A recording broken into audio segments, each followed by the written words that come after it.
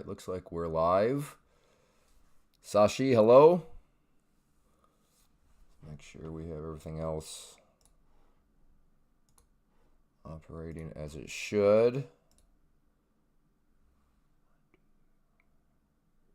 Good, good. As always, if you can hear me, today bottom fishing. Yeah, I can see the bottom fishing today. But if you can hear me and if I sound all right, hit that number 1. Farmer Bob, hello. Kelvin, if I traded last night at 9 p.m. in Ohio, does that count as today's trade?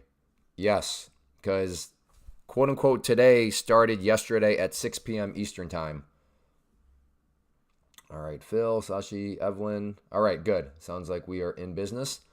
As always, if you've been here before and you know you're going to enjoy, make sure you hit that like button. If you're brand new, first off, welcome. No need to hit the like button. I understand you don't know if you're going to like this or not, but make sure you hit that like button. Yesterday was record-breaking territory. Got up to, I think we ended at 163 likes. So just crushed it yesterday. So we'll see if we can keep that momentum going today. Getting started here a little bit sooner. And we'll see how this continues to play out. Why is YouTube saying no data? I think I'm all set. Can people still hear me? All right, now it says excellent connection. Okay, I went from no data to excellent connection. Zarumu, King of Beasts. The markets are so hard to trade, dude. Can't really short the bottom. Every time I go long, I get stopped out. Yeah, it's very volatile. No doubt about it. Very volatile. And just one of those things where I hear you. Like, do you really want to go short right here? Like if we get a little trend line right there, is this an area where you get short? I mean, markets are already down right now 4.25%, but things can always go lower. That is true, but I do understand, and I agree with your skepticism of, is it actually going to go lower? And these trend lines here, I watched and took neither of them, and both of them would have been absolutely beautiful, and maybe this will be the third that will turn out to be absolutely beautiful. But it's just, yeah, I hear you. I didn't get the memo about shorting futures at 5 a.m. Yeah, no, neither did I. I don't know if my internet was not working or what, but I did not get that memo either. How is everybody's days going so far, though? Never been this early before, but I figured, hey, why not try kind of a 10:45 start time and see how this goes. It is a Friday, but yeah, we'll see what happens. One of those days where you don't need to go very big position size at all. MSTR has my day great. Okay, so Farmer is trade. Are you a day trader, Farmer Bob, or is that like a swing trade or Oh, we are now at overnight lows. Okay, this is actually an interesting spot right here. At overnight lows, slightly below. Let me switch over to my live stream account. So there you go. I did also trade the live stream account again, not on the live stream. So I had a couple nice trades on this one, up 665 on it. So we got plenty of kind of wiggle room here on this one to take some trades today. Farmer Bob, I'd encourage you to look into day trading futures in a prop firm. You can get way more bang for your buck than day trading MSTR, which is like a super pricey stock, isn't it? MSTR. Oh, yeah, that's insane. That's insane. One share costing $265. We could get a prop firm for way less than that. Hey, Rada, no trades today. Yeah, Farmer Bob, I would submit to you that you are not using your capital very efficiently and you're taking on way more risk than you actually need to. If you are day trading stocks, just as a whole, but I mean, if you're day trading MSTR, which is, at that price range, there are better ways to go about it. We call it Pam's Plant around here. Pam's Plant is the way to go if in the category of day trading. But you are inefficiently using your capital. You're taking on way too much risk. So just something to consider. And once again, what was I just saying? Well, I kind of watched that trend line come and go because couldn't it really go lower? I watched that trend line come and go. Can it really go lower?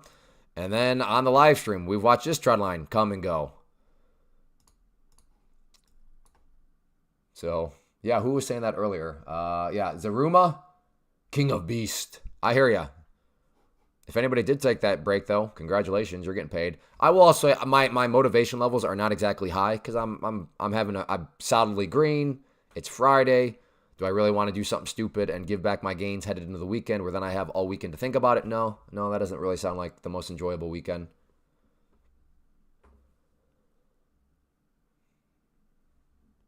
How many shares did you have of MSTR, Farmer Bob, if I may ask?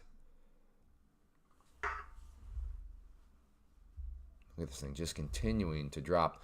As a reminder, I don't know, for those of you that do trade prop firms, they all have kind of different rules. And it seems as though, as far as I can tell, a lot of them revolve around the 5% mark. So we are actually now getting very close to that 5% mark. I didn't even know these rules existed. I don't think most people knew these rules existed until yesterday when we had these big down days. But now this is the second day in a row where you need to consider this.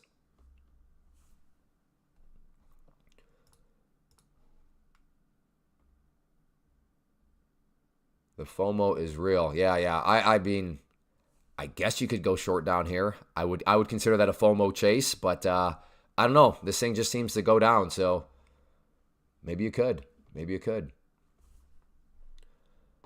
Now, I will say that if you still do believe in the overall trend, you long-time viewers, you know what I'm going to say next. Could we get the back test and go? So this was the key breakout point, that overnight low. Could it come up here, hit its head, and then come back down? Maybe. And you could do that with a much smaller risk profile. So I could see something like that making sense. Again, there's no guarantees, but I wouldn't call that some sort of outlandish plan. Just a classic breakdown. Will it back test, and then will it go? So came down, broke. Will it back test, and then will it go? It's kind of a possible setup from a short standpoint. But yeah, like shorting right now, yeah, no thanks. No thanks. FOFO Fridays. Does TPT have the 5% rule? Only on pro accounts and pro plus accounts. So if you're in the test phase, trade away. Yeah, me too. I didn't know these rules existed until yesterday. Yeah, I think most people, if they're being honest, myself included, I had no idea. I didn't know that there is all those sorts of rules. Because, I mean, why would you? How often is it that the futures market's down 5%? Crazy. Well, Zaruma, we were idiots. We should have went short. We should have just chased. We'd be doing just fine.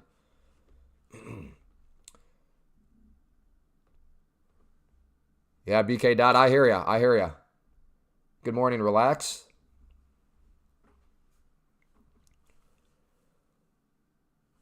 But just, again, look at this is crazy. So the trend line, we'll call it 8. Just to kick in sort of 850. Right there, that's a 100-point move right there. 100 points. Boom. For those of you that are maybe not familiar with how futures work, is anybody here new to futures? Give me a 5. If you're kind of new to futures, you've never seen them trade, you're not quite sure how they work, give me a 5. I'll add a little perspective about how just crazy this trend line break actually was when it went from basically 850 down to 750 and it's still going. Very good. Okay, so futures, the way they're priced is in points. So when I say this thing made a 100-point move, then you have to ask, well, how much is 1 point worth? And on the NQ, which is the futures market for the NASDAQ, 1 point is worth $20 per contract.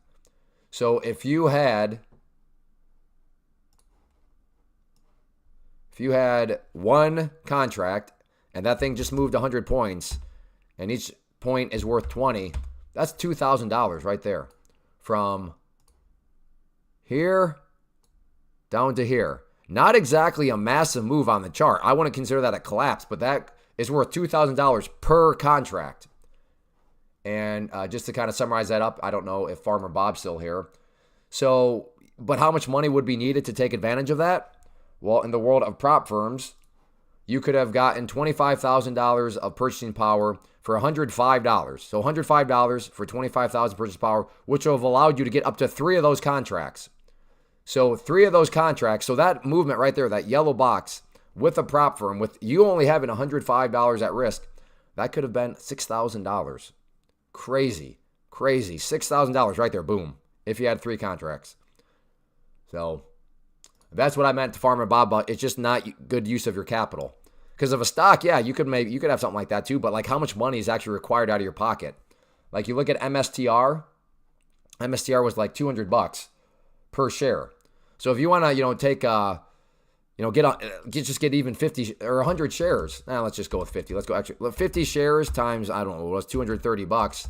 I mean, that's $11,000 that you need out of your own pocket to just get 50 shares of MSTR to day trade with. All right, here does come the back test. Will it work? Will it back test and go? There is the back test. Now the question is, will it go? So if you are a scalper, you're probably already out because that was like a 30 or I don't know, 20-point move. If you want more though, then you're not out of the woods yet. Could still be a losing trade. Good morning, all. Morning, Pickles. BK. Anybody been in the market long enough to see? I mean, I've been in the market long enough to see the market literally get halted. So the last time that halted was COVID. Before then, it might have been like all the Greece drama. I don't even remember what that was. Like Greece defaulted. Pigs, what was that? Portugal, Italy. Who was the G? Greece. Who was the S? Does anyone remember who was the S of pigs? It was Portugal, Italy, Greece. Does anyone remember the S? And I don't even remember that. Like, they were defaulting on their debts or something like that. But I don't even know if that caused the markets to get halted. There are some halts during the financial meltdown back in like 2008. But yes, so this is crazy, but not as crazy as it could get because technically speaking, the markets have not even been halted yet. But it is crazy. Again, if you're enjoying, make sure you hit that like button. Just glanced over and we've been stuck at 17 likes for quite a while. Yesterday, we had like 60 likes in 20 minutes. It was insanity. So if you're enjoying, make sure you hit that like button. Maybe we can go for some new records today, but yesterday's crowd was amazing. My voice is starting to feel better. Hopefully it sounds a little bit better. I still got some... So right now, not the cleanest of back test and go. Now, to be fair, shorts, depending on how much wiggle room they gave their stop, maybe they're surviving this. I don't know. But forgot the like button. Come on now, Steve. We can't be forgetting that like button. There we go. Good job. Oh, no. Just like that, up to 24 likes. I think we're going to have another... I think this is going to be a good crowd. Good crowd. I will say, I'm not trying to brag on myself, but maybe I'm bragging. I don't know. But I seem to attract like good quality people. Like, we've only had a few trolls. So I've been live streaming now a little over 2 months. And I think I'm only at four bands, maybe 5. Which I think is pretty good.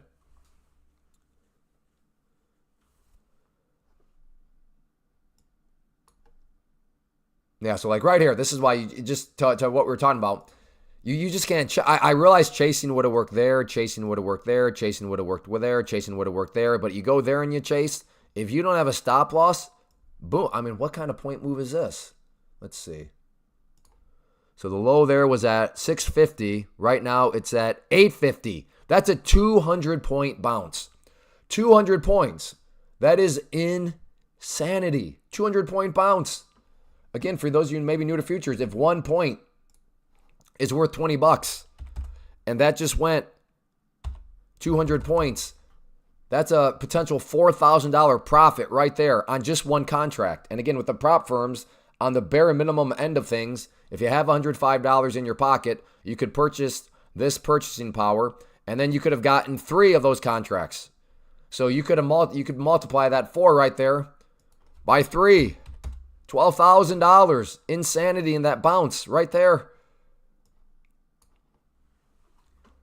So again, why, oh why would you ever use your capital trading, day trading stocks or day trading options or crypto or Forex? Pam's plant is the way. Pam's plant right here. Oh no. This is not Pam's plant.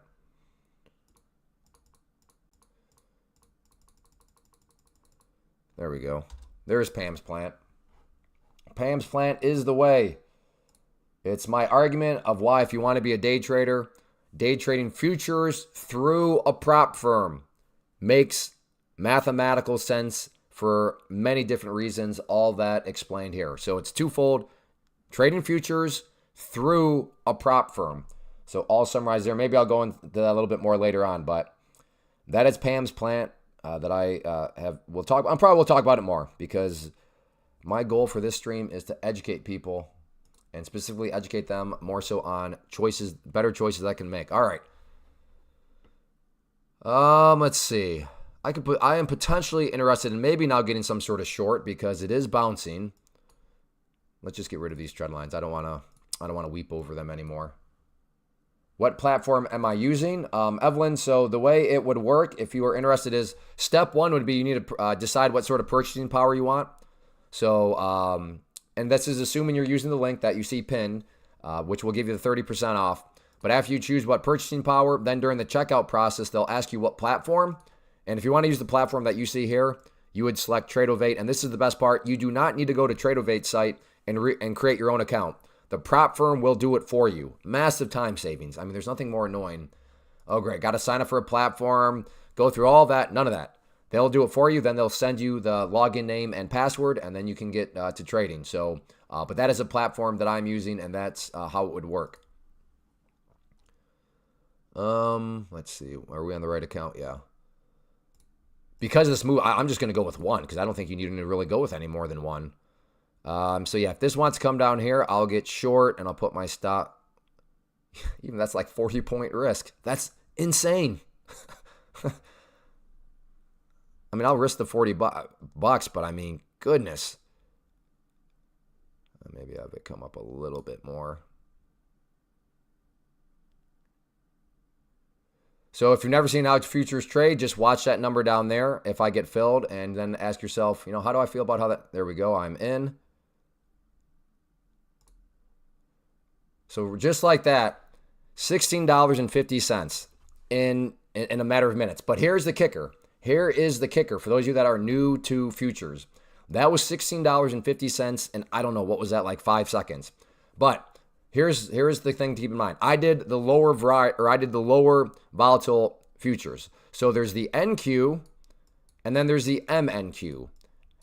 The MNQs, the M in general, was created like 5 or 6 years ago. Fantastic invention, because they're a little bit slower. Numbers don't add up as much, which is good in the sense of risk. But yeah, if you're right, your gains aren't going to be as big.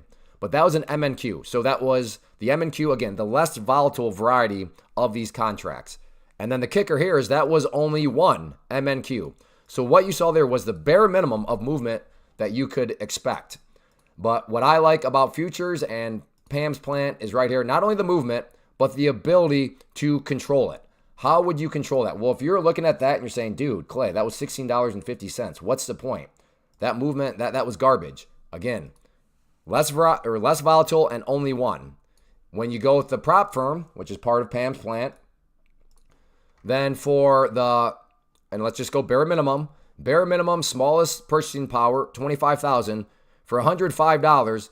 That number that you saw as one, you could have taken that up as high as 30. So per contract, that could have been 30. So yeah, I made $16.50. Let me bring over the calculator. But if I had that number at 30 instead of 1, well, that'd be $16.50 per contract. And if I had 30, that would have been $495 in, what was that? Like I said, 5-second trade. But if you're saying, well, Clay, that's $495, that's weak sauce. Okay, fine.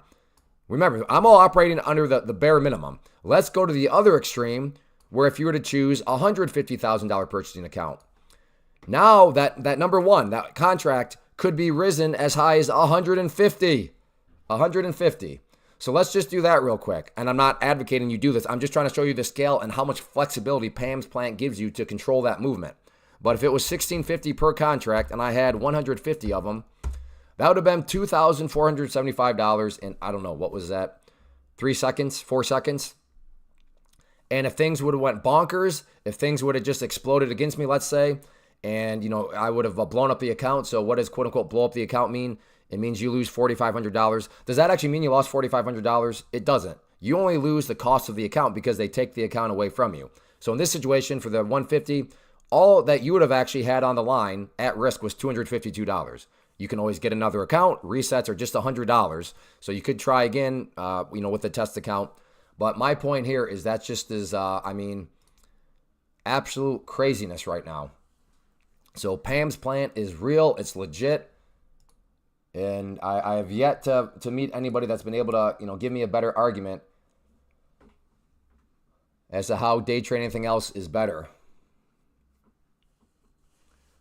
My impatience resulted in me busting through the first test account and losing 2,000. However, I learned some major lessons. I wasn't on a micro and moved very quickly. Yeah, and the good news is, Steve, doesn't that feel good? That sure you lost 2,000 and you blew up the account, but it's great that you didn't actually lose $2,000 out of your bank account. You just lost the cost of the account, which is a great way for your risk to be protected. And everybody blows up accounts. That's just part of it. Wow, I'm glad I scalped. I suppose I could have gotten more out of it. There's another 100 point. Yeah, this is just craziness. Good, thank you. Good to know that I'm sounding better because I do feel better too. ARBE went high again. Why waste your time with ARBE? Absolutely, especially those things. So ARB, somebody's like talking ARB, which means I'm assuming they're watching it. Again, why do this? ARBE. What is it?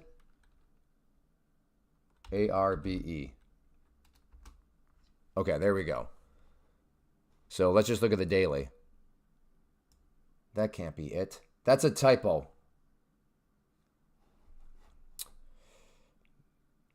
Why? Yeah, I don't.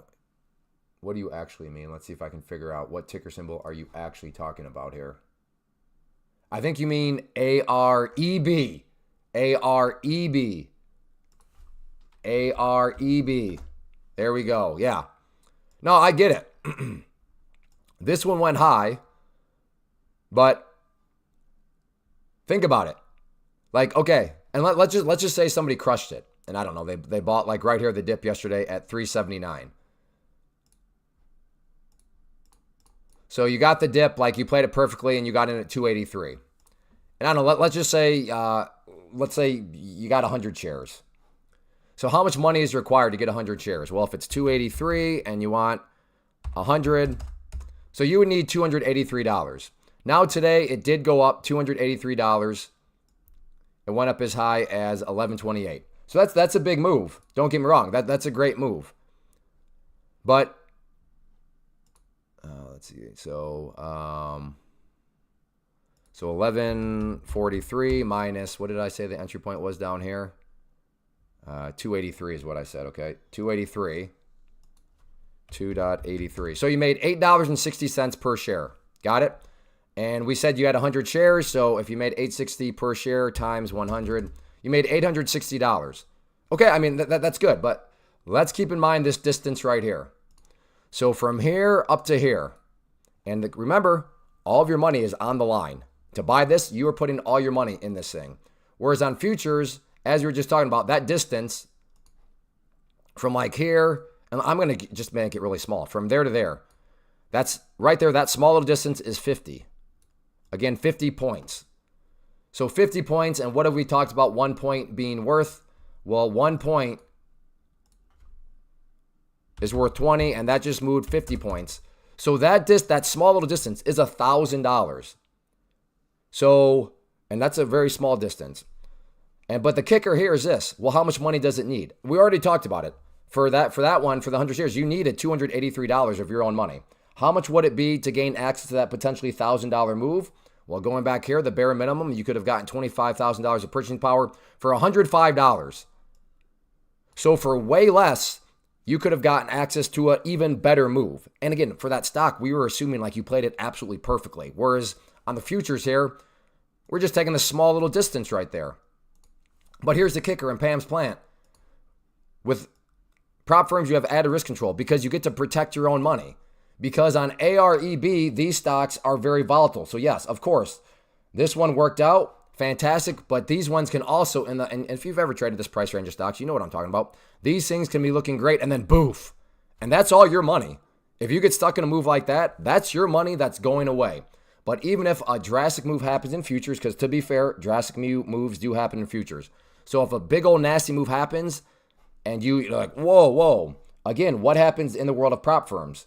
You don't lose the entire. So in this situation, let's say a drastic move happens and poof, $1,500 gone. You would fail. They would take the account away from you. But what did you just lose $1,500 out of your pocket? No, you only lost $105. Whereas on a stock like this, if this thing all of a sudden today collapses and goes through a crazy move, guess how much money is coming out of your pocket? Every single dime of it. So that is just, I mean, like I said, it literally makes no sense. Because they're like, well, I trade this stocks because these things move big. Yeah, we already just spelled that. Futures move big. If you're looking for movement, that's where futures is. But you get great movement and you have that added risk of, or added layer of risk control because of the way prop firms are set up. So Shamir, I would argue you are wasting your time, you're wasting your capital, you're taking on way too much risk than you actually need to trading AREB. I understand. I want it because they're very volatile. Yeah, so are futures. But you're stepping in an arena with very volatile stocks where all of your money is at risk. What are we looking at? Future? I don't look at equities. This is all futures, Chase. We're Pam's plan here, Chase. We don't got time for... Now, I'm talking about in the day trading category. Stocks are great if you're in the category of investing. You can do some nice things with them, swing trading. But in the category of day trading, Pam's plan. Trading futures through a prop firm.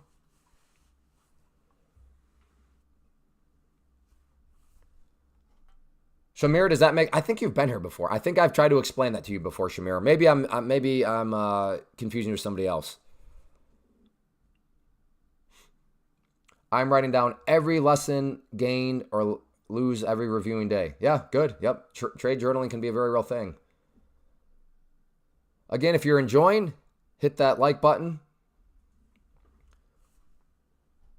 I know some of you are like, yes, Clay, I've heard that lesson. You've made that argument. But it's important because there's always new people, and I want to educate people. I want to prove with math, with logic, how day trading stocks or day trading options or day trading forex or day trading cryptos, it makes no sense. It's not my opinion it doesn't make sense. It's just a mathematical fact that it doesn't make sense.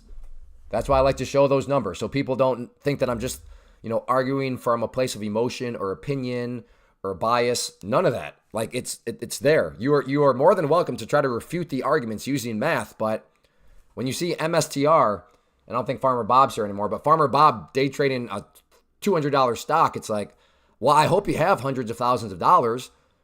And not to mention that is all at risk at the same time. Commissions are, so for the less volatile ones, they are 50 cents per contract. No, I'm sorry, 25 cents per contract. So 25 cents to buy, 25 cents to sell. On the more volatile ones, they are $2.50 to buy, $2.50 to sell. So very minimal. All right, good. We have somebody else. I don't know if I was the one that converted you over, but it's the walk. It's the walk to you. Says, just started trading futures last week. Been options for 5 years. I think I'm hooked now. I mean, would you agree that coming from options, especially like there's no theta, how nice is it for you not to have to deal with theta? I'll let you speak for yourself, but that would be my first question to you. How nice is it for you not to have to deal with theta? I made this comment yesterday. I'm going to say it again. Like if somebody would be like, hey, Clay, you really, really don't like this person and you want to wish like torture upon them in the financial worlds. What would your sentence be for that person that you want to wish torture upon? I would be like, make them day trade options. Because if you're not familiar in the world of options, like this action right here is just crushing. Now you may be saying, what are you talking about? It's crushing, Clay. This thing is essentially going sideways here. Yes. If you're day trading options, when you buy them, sideways action, your account value is going down, even though this is going sideways. That's what theta is. I'm not going to go down into it, but that's one of the Greeks. No need to overwhelm. But that is why my like I said, why I would wish pain on somebody. Yeah, just have them day trade options. Oh. Nice. It's the walk to you. I don't even want to trade options anymore. Yeah, because it just doesn't make any sense futures are way better, as it's the walk is saying. And that's what I like to hear that, because I just want people to be aware of other things. Because when I got started, I didn't know about futures. Micros didn't even exist. And now prop firms, I mean, they really are game changing. It's the walk to you, Clay, is the one who broke down the logic and rationale on how futures is more. Good. Well, thank you for giving it a try. Thank you for hearing me out. And I mean, not to toot my own horn, but kind of like I told you so. I'm glad you listened, though. Used to trade options, then moved over to Forex, looking to learn futures. Yeah, Evelyn, you will. Assuming you're in the category of day trading. So you said you used to trade options. I don't know if that means swing trade or day trade, but assuming you mean day trade, then you will not look back. You will be like, wow, I'm glad I moved into the world of day trading futures with the prop firm. SM, how often are payouts using this prop firm? Very good question. And that is mainly that is the key reason why I use them and why I recommend them. So who I recommend is Take Profit Trader. That's who the link is at the top. And now let me be very clear. This does not make other prop firms a scam, because other prop firms that have been around a while, they do pay. But a lot of prop firms, let's just say you make $10,000. Other prop firms will be like, okay, that's great, you made $10,000, but you can only request money every so often. And when you request that money, you're actually only able to request, $2,000, $3,000 of it. Even though you made $10,000, only every so often may you request money, and then you can only request certain amounts of that money. Take Profit Trader is like, no, once you get into the pro accounts, if you make money, if you make that $10,000, you can request that anytime you want and in any amount. So if you want to request all $10,000, request the $10,000. So yes, Take Profit Trader is maybe a little bit more expensive up front, and it's not by much, but you're gaining massive flexibility on the back end because of their payment policy. So good question, SM. All right, 9 away from 50 likes. So let's try to make a push up to 50. All right, potentially, let's see, where's this at? I could see myself getting, I did not mean to do that one.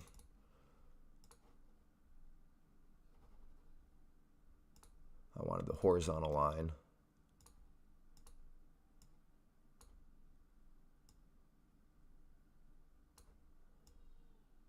Yeah.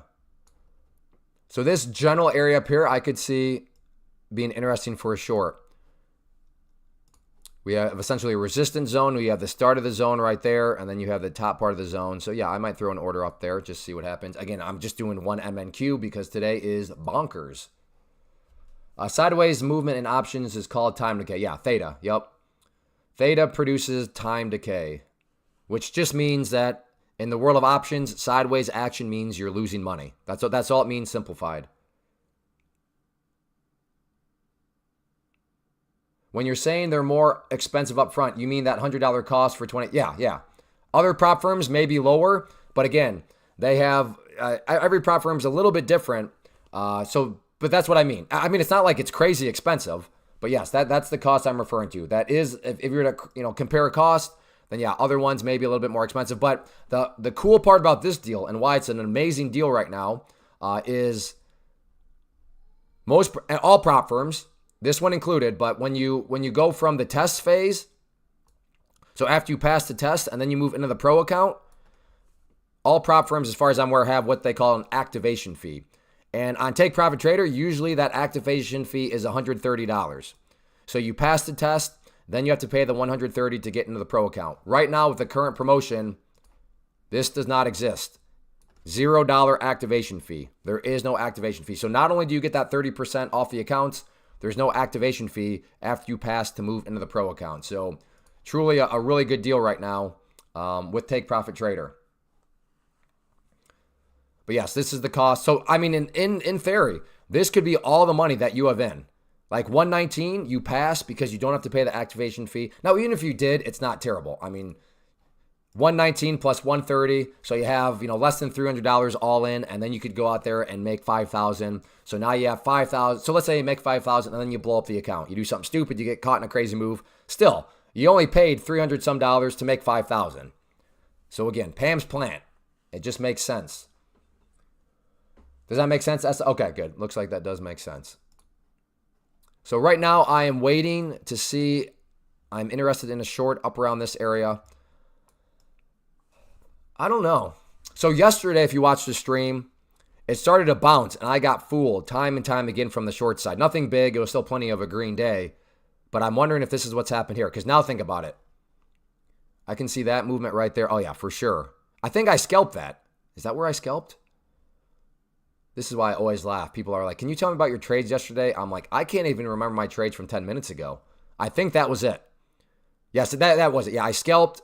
But people for wanting more, like, I get it. I can see why they would be thinking at that point, you may get some more. That totally makes sense. But now all of a sudden, boop, that's why stop losses matter. Now here you got a bit of a pullback, but not too much. And boop, new high. So do we get another pullback and then boop back up? We'll see. Because yesterday, yeah, right around this time was when things kind of reversed around a little bit, and then it started to drift higher and higher. Casey, if I had to reset the account, do you still get the activation fee waived? Yes, yes. And also, if you took more than 1 month, do you still get... Yeah, yep. That's the key is, and that's another reason why this deal is so good, because if you buy the account, and let's just say, feel free to critique me if I'm missing something, but I believe this is the best deal, and here's why. Yes, it's $252 up front. You get the $150,000 in purchasing power, but if you blow up this account, meaning if you fail, and failing would require you to lose $4,500, but if you fail, you could then go and get another $150,000 account for only $100 though, because the retest you can do as many retests as you want is only $100. Whereas if this one, if you blow it up, sure, you can go activate it, but now you're spending $100 to get $25,000. Whereas in this situation, you'd be spending $100 to get $150,000. So in some ways, I almost think this makes the most sense. Now, obviously, you don't want to blow up the account, but I mean, full transparency, blowing up accounts is part of prop firm trading because it's a risk management system in and of itself.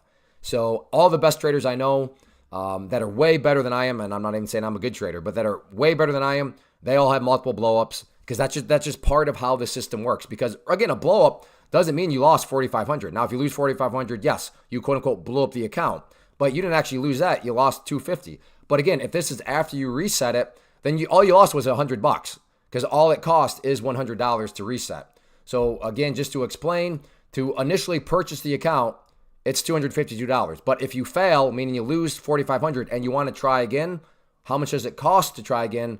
Only $100. And that keeps the current activation fee. So good question. So that's why I'm thinking a lot. I think this makes the most sense.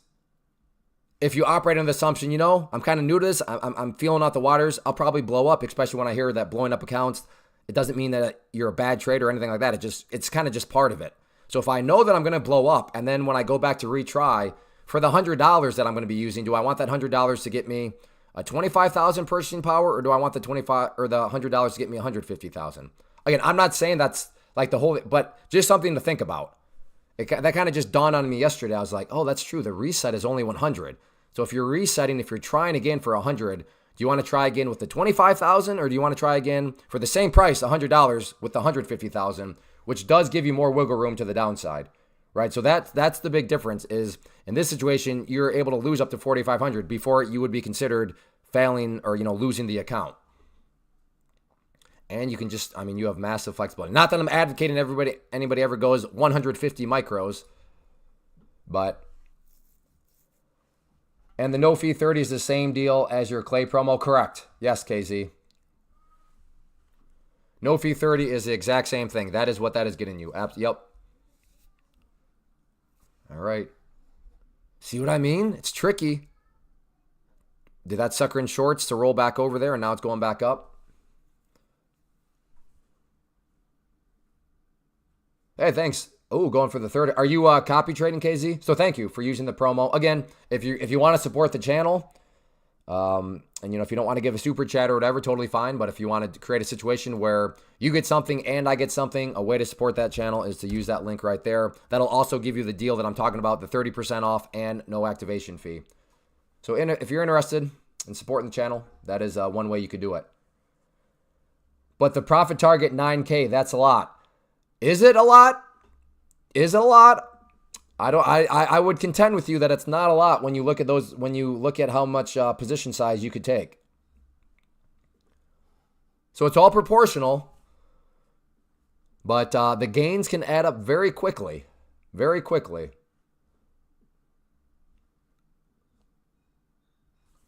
But if you want to go lower, that's fine. If you think 9,000 seems too crazy, then I can get that. I have no problem. Then yeah, I mean, whatever you feel more comfortable with, 1,500, the 3,000. The 75 is what the profit target is 4,500. Profit target 6.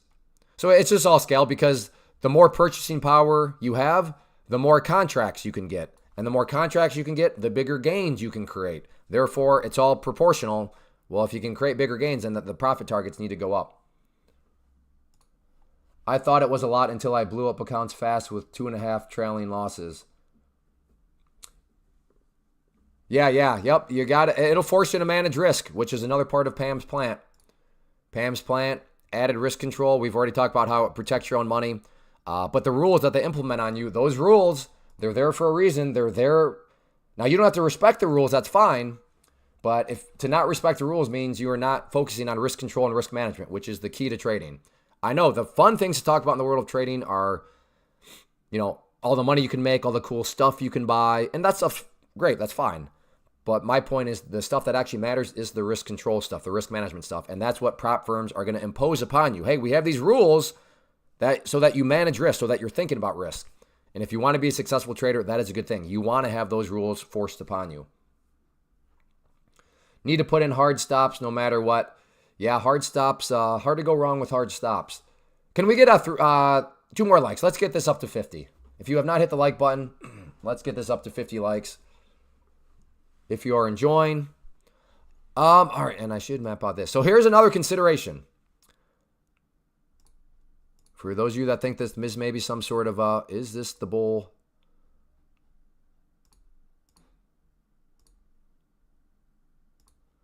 And then I'll just leave that part alone. But we do have a bull flag here. Now, whether or not you trust the bull flag, that's another decision. But from a pattern standpoint, I suppose you could call it pennant. And, this move has happened, basically since right there. Then for you golfers, let me make it a little bit more visual. Put the golf hole down here. There we go. Bull pennant pattern. No guarantees as always, but I would not call you crazy if you're saying, I think I would buy that breakout with my first price target right there. And if I can get up through there, that's just gravy. But if it could at least get up there, that would be enough.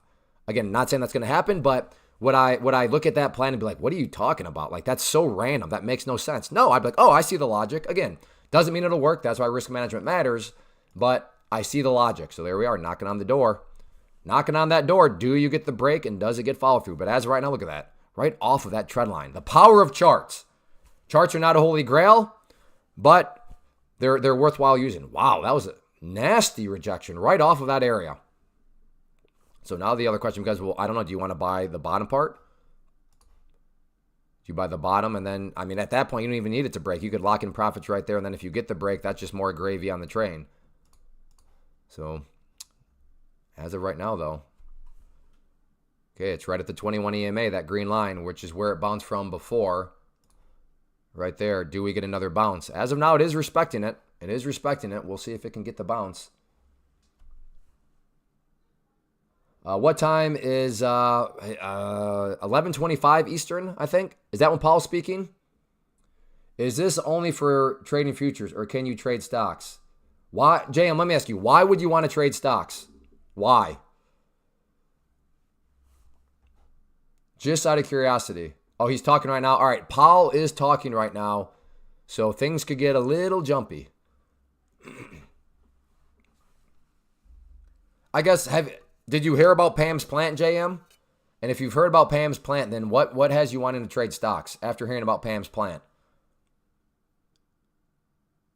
Can I put in all my technicals? Yeah, are you asking, do technicals work the same way on futures as they do stocks? Is that what you're asking, JM? So in other words, do charts, do technical analysis. Does it work the same on futures as it does stocks? Is that what you're asking?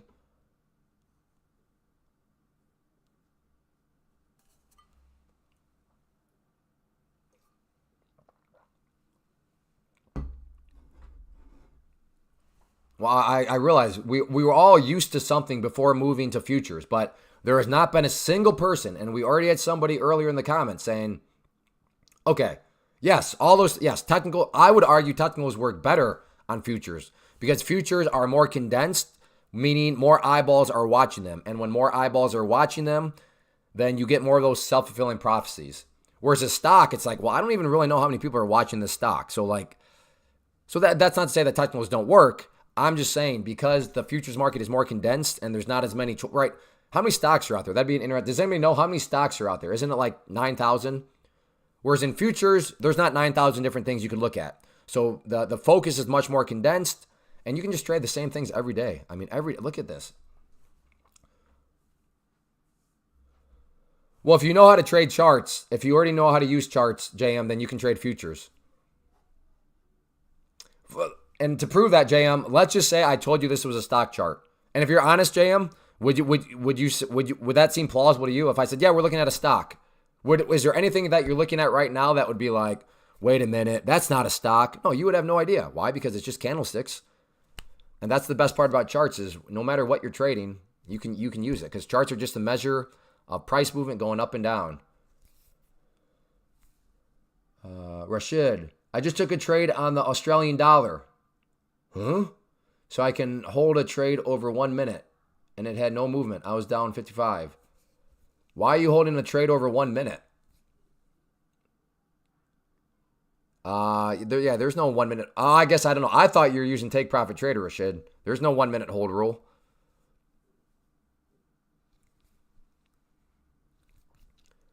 Yeah, there's like a couple small things. Like, for example, JM, what you would have to learn about is like this distance here between this number and that number. And this, by the way, makes it easy. So the difference between those numbers, I don't know how well you can see it, is 50. So in futures, things are measured in points. So that is 50 points. We are watching the MNQ. So 1 point on the MNQ is $2. So I just said this was 50 points. So if that's a 50-point distance and each point is worth $2, that right there was $100 per contract. So if you had, let's just say 5 micro contracts, then you would just multiply that by 5. And there you go. That would be 500.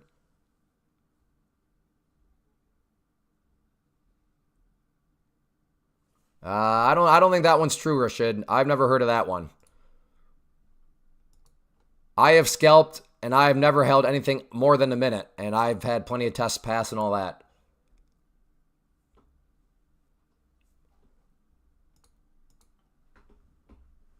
Yeah, Hooch says things sometimes.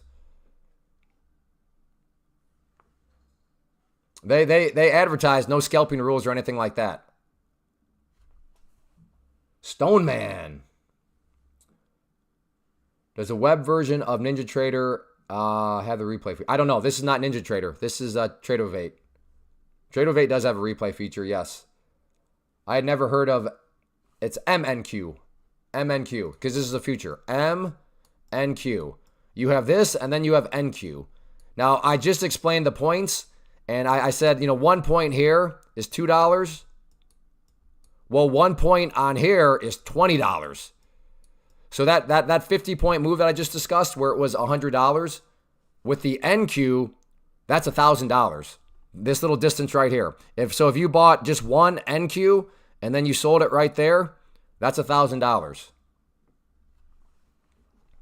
So that's why I always recommend people start with the MNQ because the MNQ moves slower. Once you get your bearings and all that, then yeah, you consider moving up to the NQ.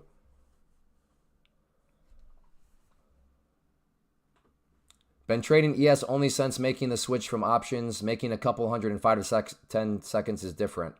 Yeah, exactly. So who was it earlier?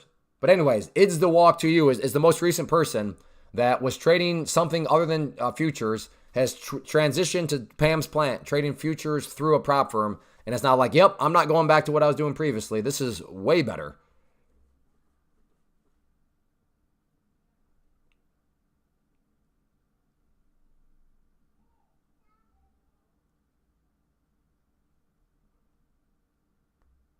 Okay, I guess they say that, Rashid. Thank you, but I've never heard of that being applied.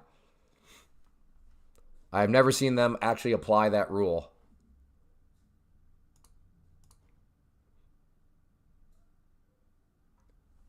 MNQ is the micro, smaller version. Exactly. Yep.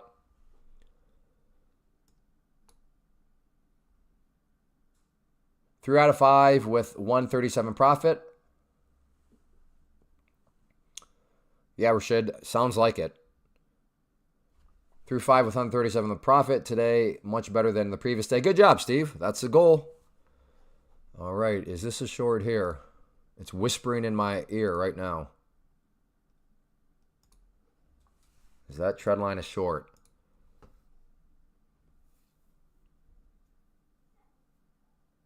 Is it a short? If it gets a break, I mean, again, no guarantees, but really the next area of suggested support, not till right there. Because you look back here and there's nothing else over here. Again, I'm not saying it's guaranteed to happen, but I don't see any other potential areas of support until you get down to that level. All right, there's the break. Do you trade any other futures? No. I've done ES a few times, which is for the S&P 500. But I mean, the NQ is just every day. No, to be fair to the ES, every single day you can get opportunities on this, and that's part of Pam's plan too. Is if you're doing stocks or crypto, then you got to sit there and you got to scan. You got to look for the hot stock. You got to find the volume. You got to find the coin. You got to look at the pump and dump for the day. I mean, you got to put in all this effort to find stuff. Not to mention, now I do realize that scanners do come with some platforms, but in other situations, people, you have to buy scanners and some I mean, all that sort of stuff. It's just like, no, you don't have to deal with any of that. You don't have to scan. You can wake up, roll out of bed, 2 minutes before the market opens, and you can be ready to go because you don't have to sit there and run all these scans, do all this pre-market analysis. So, I mean, again, that's just another point of Pam's plan is like, I roll out of bed. I'm being a little bit dramatic here. I roll out of bed. I sit down with like 10 seconds before 9:30 a.m. Eastern, and I'm ready to go just because I know that I'm going to be trading the NQ.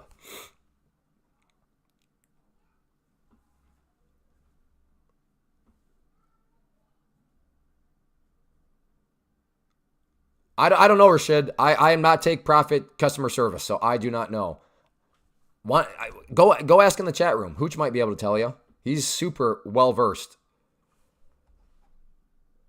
So still waiting to see if this thing does want to break down. I don't know if anybody took it, but we'll see.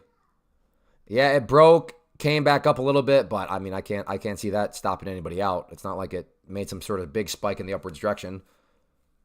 So anybody in that short right now, I'm rooting for you. I suppose maybe some people are going long. So take profit is the prop firm. Yes, yeah, that is what this is here. So the way it works at JM is you would pick the purchasing power that you want. After you do that, they'll ask you, okay, well, what platform do you want to use? And the one that you see on the screen is Tradeovate. You do not need to go to Tradeovate to create a separate account. They do all that for you, which is amazing because I've never met anybody that's like, oh, I love going through the sign-up process and creating a new broker or creating a new platform. They don't do any of that. They will create it for you, and then they'll send you the login and password. You took it short, and you're already out for $50. Good job. So in this situation, Hoover decided to scalp. So a scalping person made money. But the question becomes, was that actually the right strategy? If this continues to bleed, Hoover is going to be like, I really wish I didn't scalp. But if this thing snaps back upwards, Hoover's going to be like, booyah, I'm glad I scalped. Whereas the people that did not scalp, if it does that, they're going to be like, oh, I should have scalped. But if this thing keeps bleeding, they're going to be like, booyah, I'm glad I didn't choose to scalp.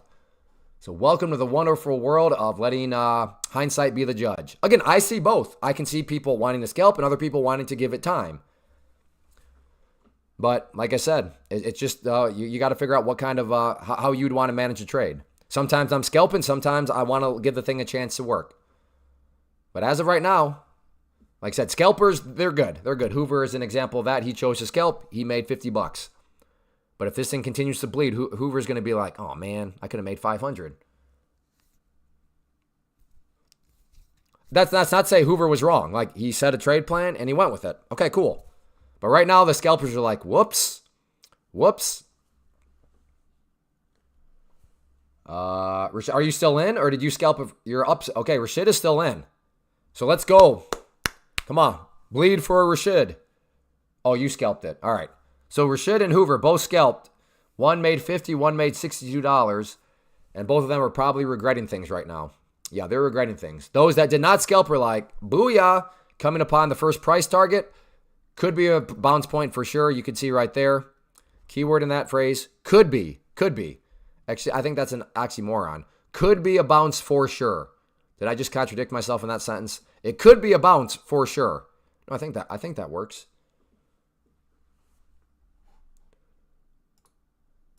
Yeah, so Hoover and Rashid, good job on your scalps, but yep, that's how it goes sometimes. You're just like, why did I choose to scalp? Why? That's why it's true. That's why it's good to play micros and let a couple run. Yep, I hear you. So like right here, JM, I mean, if I would have told you this was a stock and you draw the trend line and you take the stock short as it breaks, you would think that this must be a stock. Like there's nothing different here that would tell you, oh wait, that's not a stock. It's just candlesticks. Hey, Mike.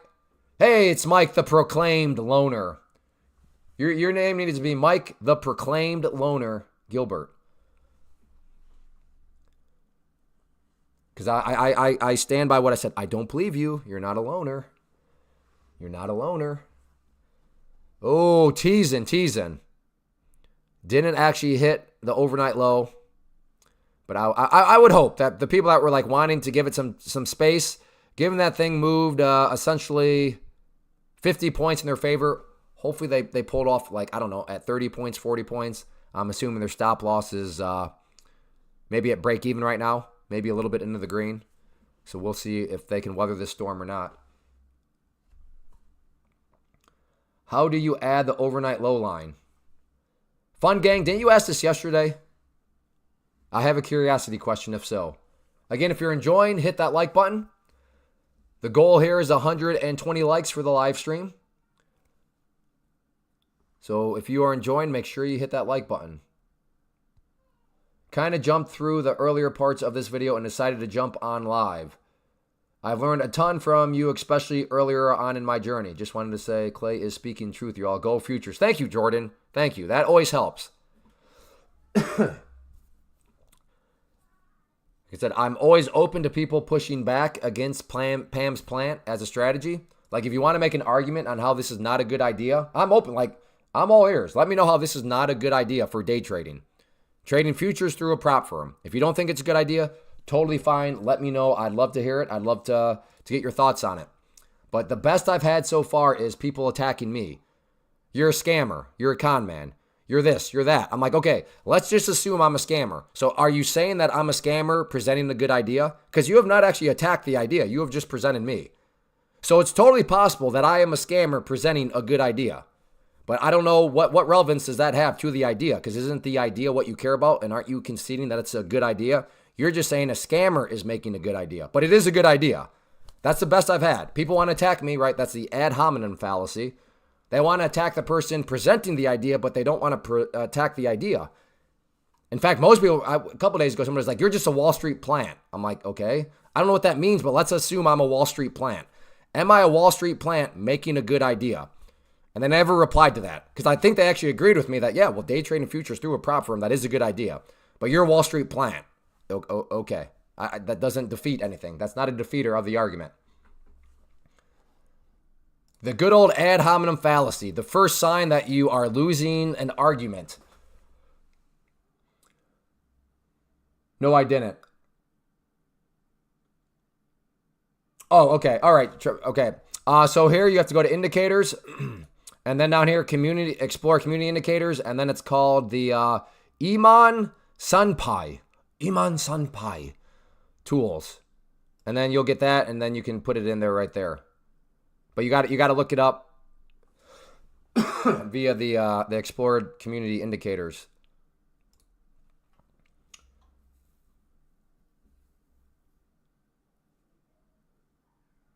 You can try it and leave, right? What do you mean by that, JM? I'm not sure what you mean by try it and leave. I'll argue for a new trader starting out to not start with the 150K. What's your reasoning there? Especially when the next round you get the 150 for $100 as opposed. Again, I'm not even necessarily arguing for the 150. I'm just saying that is an interesting thing to think through. If you blow up the account and then once you go and try again, if all accounts are $100 to try again, would it make more sense for the same $100 to get yourself $150,000 in purchasing power or not? I will take this trade actually.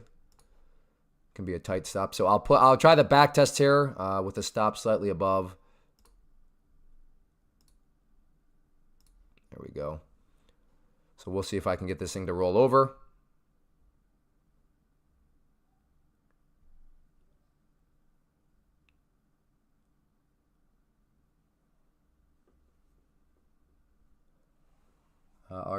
Try for 1 month. Yeah. You can totally do that. You can cancel your account at any point. But you if you try it, you ain't going back, JM. You're not going back.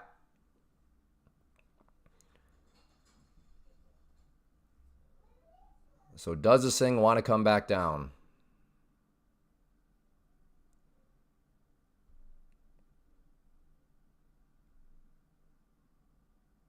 Come on. Come on down some more so I can move my stop loss. Let's make this sure it's a winning trade. So my stop loss is below my entry point now, so this will be a green trade, just a matter of how big. Gonna move my stop loss down some more and stopped out there. So there we go. Nice little trade there.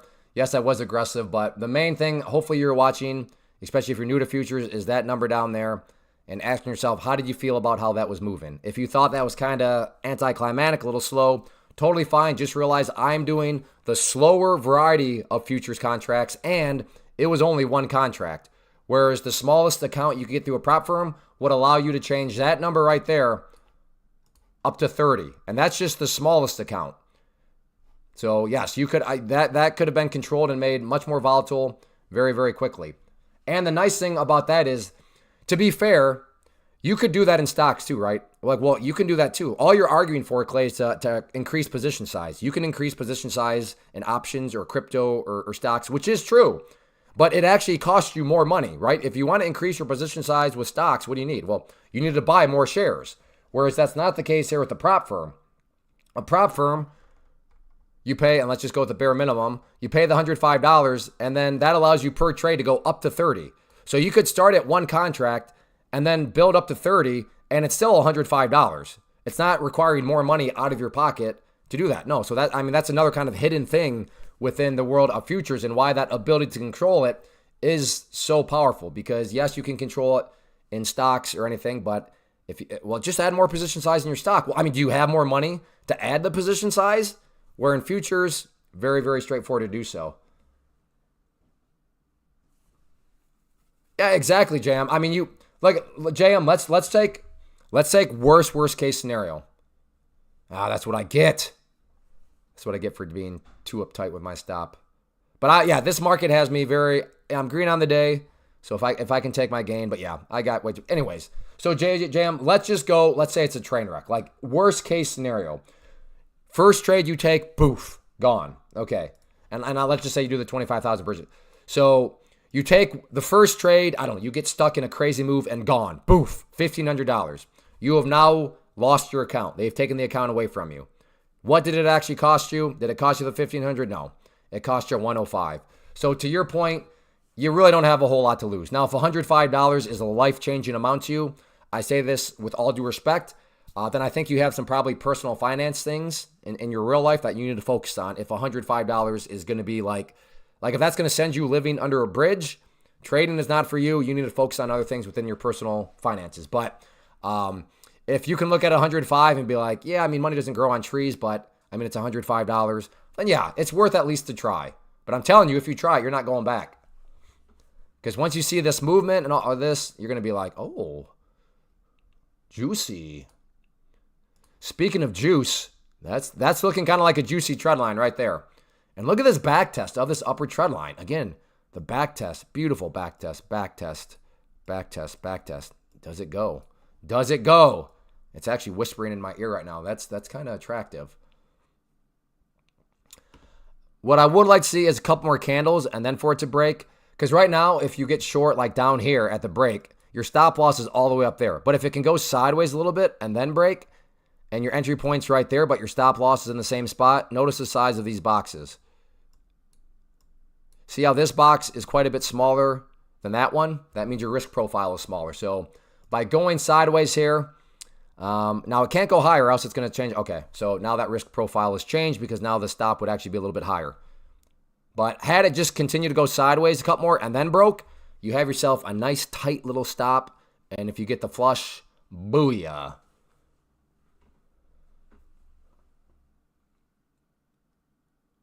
Again, if I do not see your comment or I skip over it, I don't mean it maliciously, and I haven't mentioned it yet, but that's the benefit of $5 super chats. I will see your comment and I will get to it immediately. Not that you have to do the $5 super chats, but if it's something very important and you want me to get to it and get to it right away, that will ensure it happens. But if you don't, I try to go in the row of messages, but sometimes I miss them and stuff like that. But please don't take that as me ignoring you or anything like that. I can't quite keep up with it. So, Clay, is this your trading for the day? Just genuinely curious. I can't comprehend how complex it is to trade while live streaming. Yeah, this was off stream. This has been on stream. So that's why I've been doing it at 11, because at the market open, I have a private community that I give alerts to and all that sort of stuff. So I need, for my paying customers, my paying clients, like I need to be giving them like my utmost attention. So I'm trading for myself then and giving them the attention. But yeah, it's not the easiest thing to trade in live stream, especially when the trolls show up. But I've learned to just laugh. I'd be in a panic. Yeah. It's not the easiest thing. I don't blame you for being in a panic. A new trader may not be ready for high contract moving, which can create bad habits to try and get back the losses. Practice does not make perfect. I mean, you're not wrong, Red, but a higher movement in the 150,000 is giving you more wiggle room, right? Because if you're not expecting the volatility and something shows up and poof, you're down 1,500, your account's gone just like that. But at least with the 150, you got more wiggle room to the downside because you're allowed to lose 4,500. So, I mean, you're not necessarily wrong per se, but I also wouldn't say that's a totally convincing argument because it works both ways.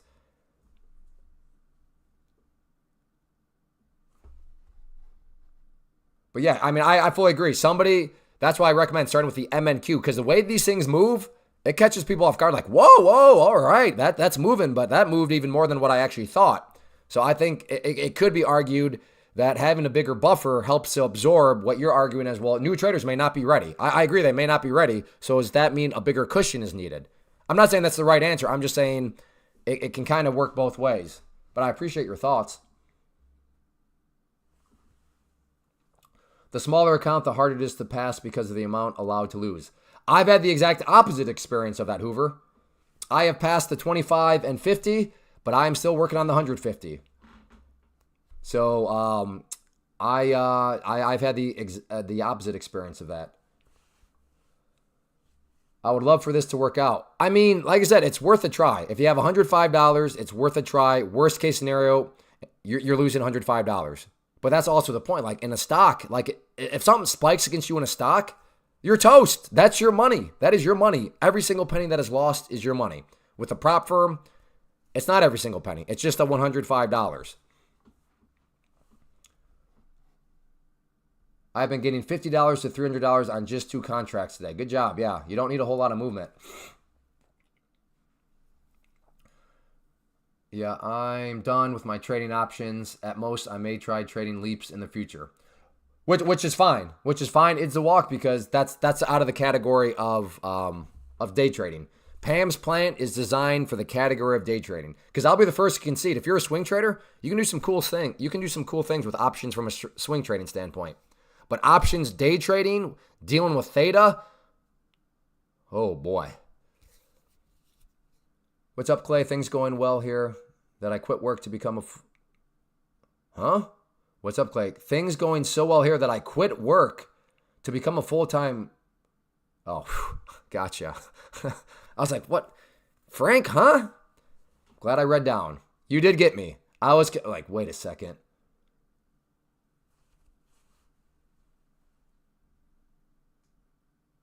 This is why you're running one. Well, I mean, in all actuality, sometimes I'll do more than one Jordan, but like it's the movement's so crazy that you just need one MNQ. One MNQ can, I mean, you get enough time, could throw $100 in your pocket relatively quickly. I learned a ton on the MNQ. That was my baby for so long. Most successful traders in our community, they trade both still. Depending on the environment. If it's super crazy, they're like, I'm not touching an NQ. But, you know, so it's a case by case. But if all you trade is one thing, I mean, hey, if it works for you, that's what matters. Yeah, no, Frank's not a troll at all. Yeah, he's just pushing my button. Like, he knows that I don't know if it's a pet. I guess you could call it a pet peeve, but because it's bad. It's like a terrible idea. Don't quit your job to become a full-time day trader. Don't have a goal. I want to be a full-time day trader. Full-time day traders do not exist. They don't exist.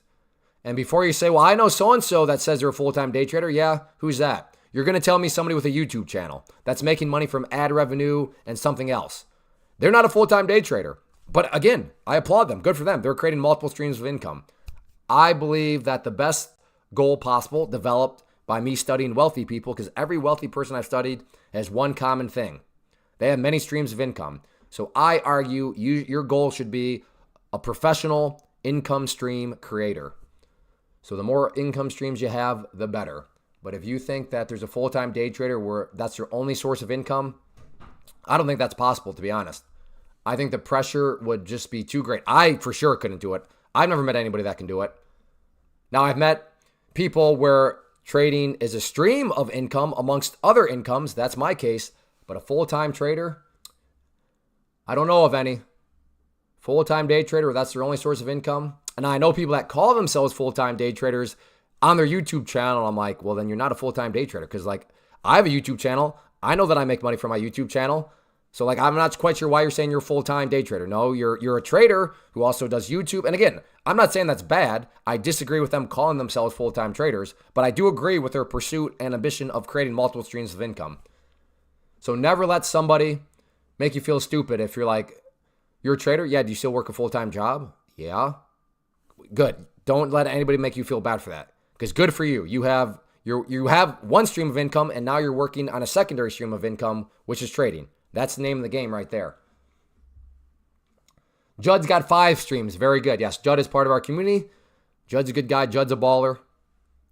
So that is, I don't know if that's a rant, but that's kind of my speech. I want to be a full-time day trader. Terrible goal. Terrible. I want to be a full-time income stream creator. A much better goal.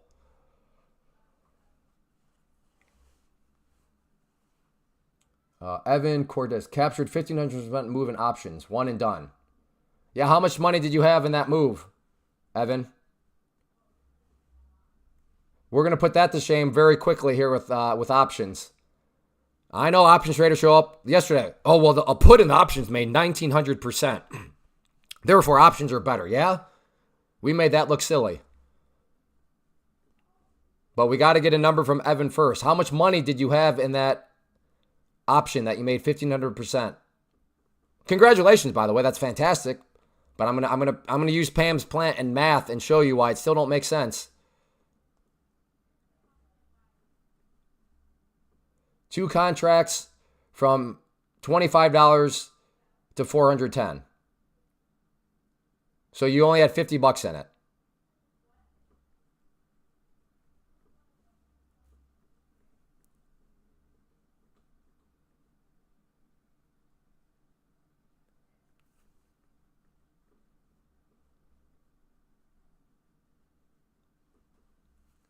Just want to trade a few minutes or a couple hours a day.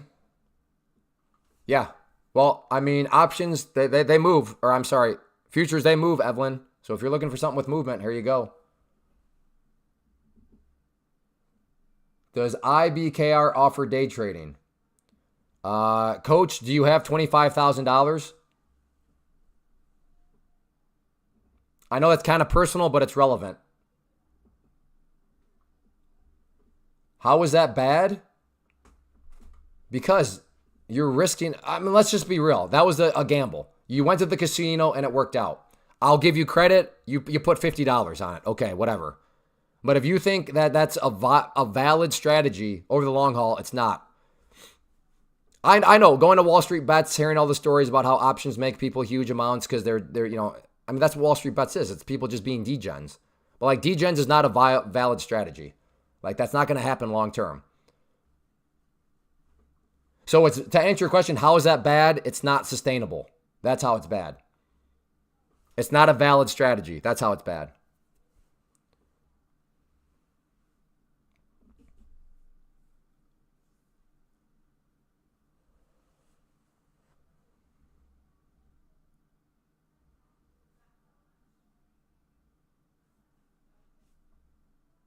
Oh, okay. Okay, all right, cool, Evan. All right. So in other words, I don't want to speak for you, Evan, so correct me if I'm wrong, but I want to try to summarize your position fairly. You trade futures through prop firms, but you're just like, hey, why not have a little fun here? Put $50 on an option and see what happens with it. It sounds like that's what you're doing. So actually, did you hold that overnight, Evan? In all actuality, that options, was that an overnight hold? Using OPM is the way. Oh, okay. Well, then we're not. Yeah, sorry. That was my fault. I assumed you were talking in the category of day trading, but what you just described was a swing trade. No, this morning drop. Oh, okay. Never mind. It was still a day trade, but to Evan's point, I mean, I would still argue, why even bother when you could get crazy amounts? But Evan does it, and he was like, yeah, well, it's $50. Let me just throw $50 and see what happens. So fair enough. How much are you risking per... Coach, I need to know. In order to and let's stick on topic. You asked, does Interactive IBKR, do they offer day trading? Do you have $25,000? Let's get that answered before you start asking me how much I risk per trade. I'm trying to help. Oh, I missed the trendline break, didn't I? Now, total hindsight, confirmation bias. But I will say there is a very tight risk in play here. You could have gotten short at the trend line, and look at that. You had the 50 period and you had the 21 EMA. That green line and the purple line right there. You could have gotten short at the break, put a stop, whoop, right there. And this would have been a breakdown or get out. And now you'd be up way more than what you're risking. Again, I do realize that that's totally hindsight trading, but just from a logistics standpoint, it's there. 50 period, 21 EMA with the crosshairs. If you look at that as a little miniature resistance, you could have shorted the breakdown and just been like, this thing either needs to break down or it's getting me out. And this one broke and it went. Bummer. Okay, no, I have a leveraged account. 1 to 500. Okay, well then, no, you cannot do day trading. Because day trading stocks and options, you need $25,000. And for you to, so how much money is in your account? Let me ask that. That's leveraged 1 to 500. Let me ask you that.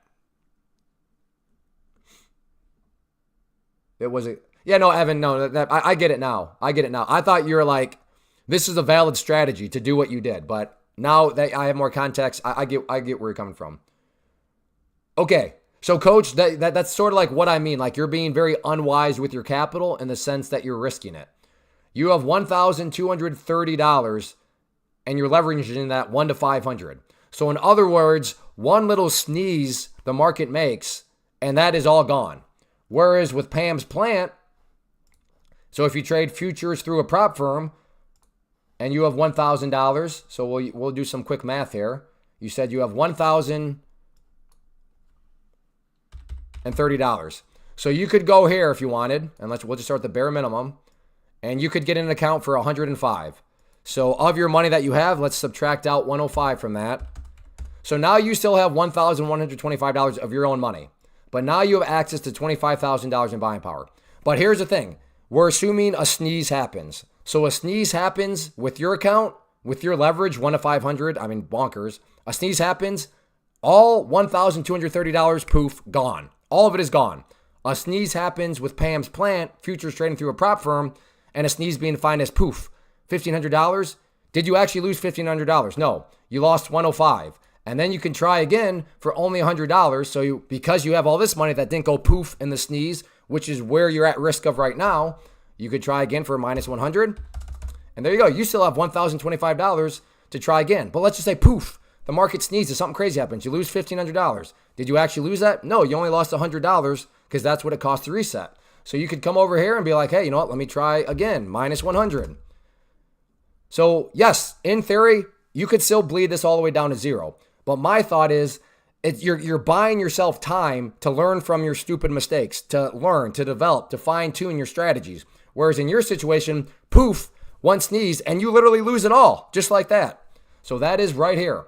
Pam's Plant, added risk control. Specifically, you protect your own money because you don't put all your money at risk, which is where you are right now. That is bonkers.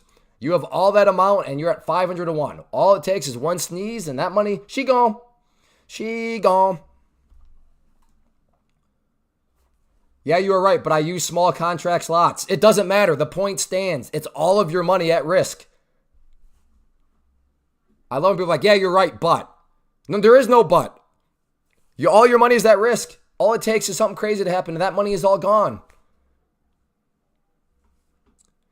Ella Johnson, sorry, off topic. There's no, well, I guess there are some off topics. But what do you think about VIX right now with the Trump's recent adjustments? I'm guessing the VIX is super high right now, isn't it? Or did Trump change something? Where is the VIX? I'm guessing the VIX, I haven't looked at it in a while, but it's probably pretty sky high. Yeah, booyah. So if you don't know, VIX measures fear. When fear goes, or when people in the market is fearful, VIX goes up. So yeah, people, well, yesterday, people were already fearful, but the fear has just increased some more. But yeah, people, the tariffs are creating a very fearful environment out there. And that's not an opinion. That's based off the VIX, and the VIX is based off of put options and stuff like that. And people play put options when they expect things to go down. And people would expect things to go down in what sort of environment? A fearful environment. Again, if you are enjoying, hit that like button. We're going for 120 likes today. Yesterday was record breaking, but I don't know if we could get up to 160 likes every day, but we're just trying to take it one step at a time. Yeah, JD, could be. Let's extend this line out. We have a back test right now. Good eye. Let's get this trend line extended out. Actually, kind of already did back test right there. It hit the purple line, the 50, and this, and now is this a rejection? So technically already did reject. Now it's just a question of, is going to back test and go? And right now it is going. So good time to grab. I'm not, grab what? What do you, like grab stocks or something?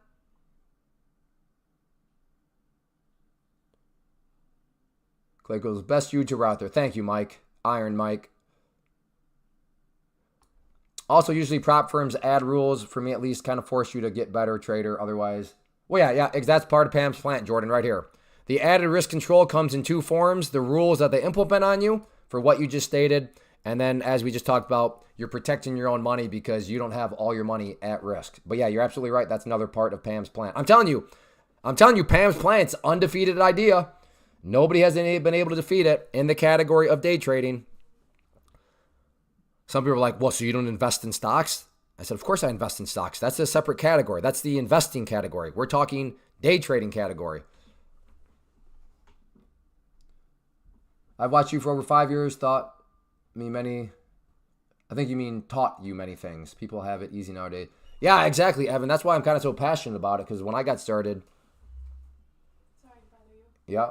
Faye accidentally bumped the cord. Yeah. So it got unplugged. So what temperature does it need to be back on? 225 super smoke. Okay. We're smoking some pork shoulder. We're having pulled pork tonight. Had to get up at 6 a.m. to get that thing on the smoker. I gave my daughter instructions. We spray it every hour. I said, all right, Faye, this is what you got to do every hour, because I'm going to be on a live stream. I may be there all day. You may never see me again because I'm going to be in that. I'm going to pull an all-nighter. No, I didn't quite do that, but I guess she just bumped. She unbumped the cord. She bumped the cord, which unplugged the smoker. So my wife was just asking what temperature was it at. I thought she meant the internet. I'm like, no, we still got the internet. What's your go-to time frame for entries? Multiple.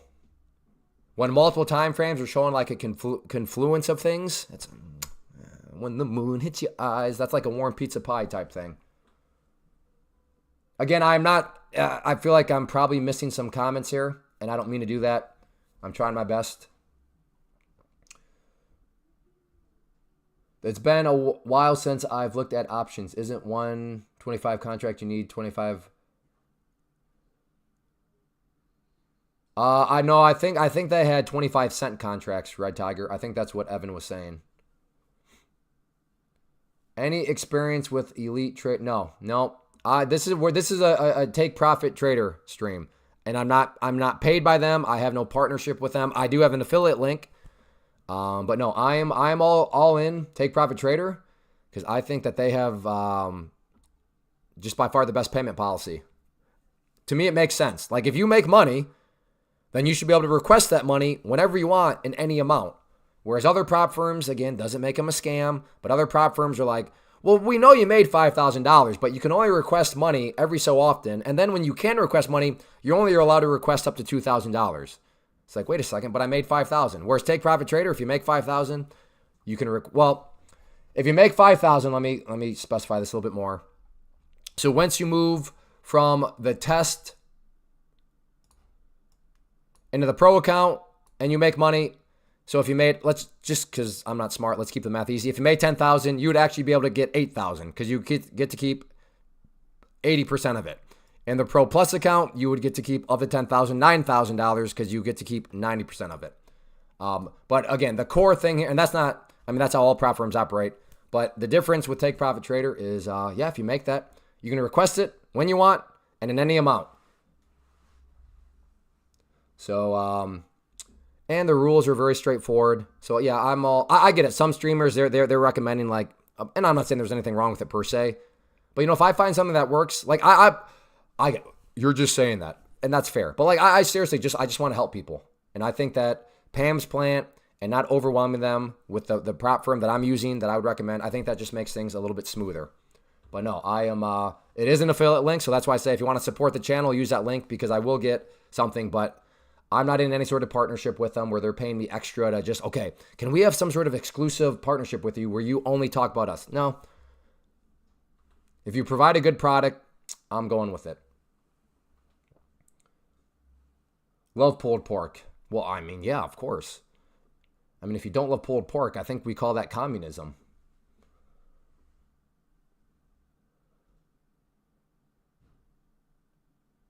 Yeah, I know exactly, Jordan. People are like, what, you have a job and you should, and it's just like, well, you should just be a full-time income stream creator. Your take profit link doesn't work. Oh, never mind. It works now. No, you don't want to trade Forex. Why would you trade Forex? Forex is the most boring thing I've ever laid my eyes on. So no, they do not trade no, they do not allow Forex trading. But why? Why would you ever want to trade Forex? I get it during times like this, Forex can get a little crazy, but most times Forex is doing nothing, which is why you need like 8,000 leverage. $15 of pulled pork feeds 30 people. Yeah, I got a 9-pounder.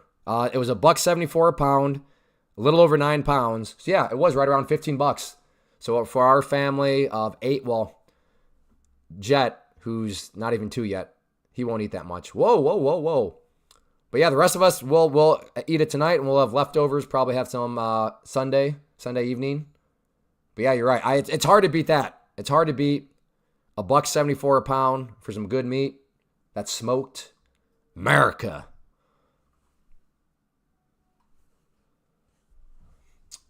Do they stop you out on unrealized P&L? Yeah, as they should. That's a good rule.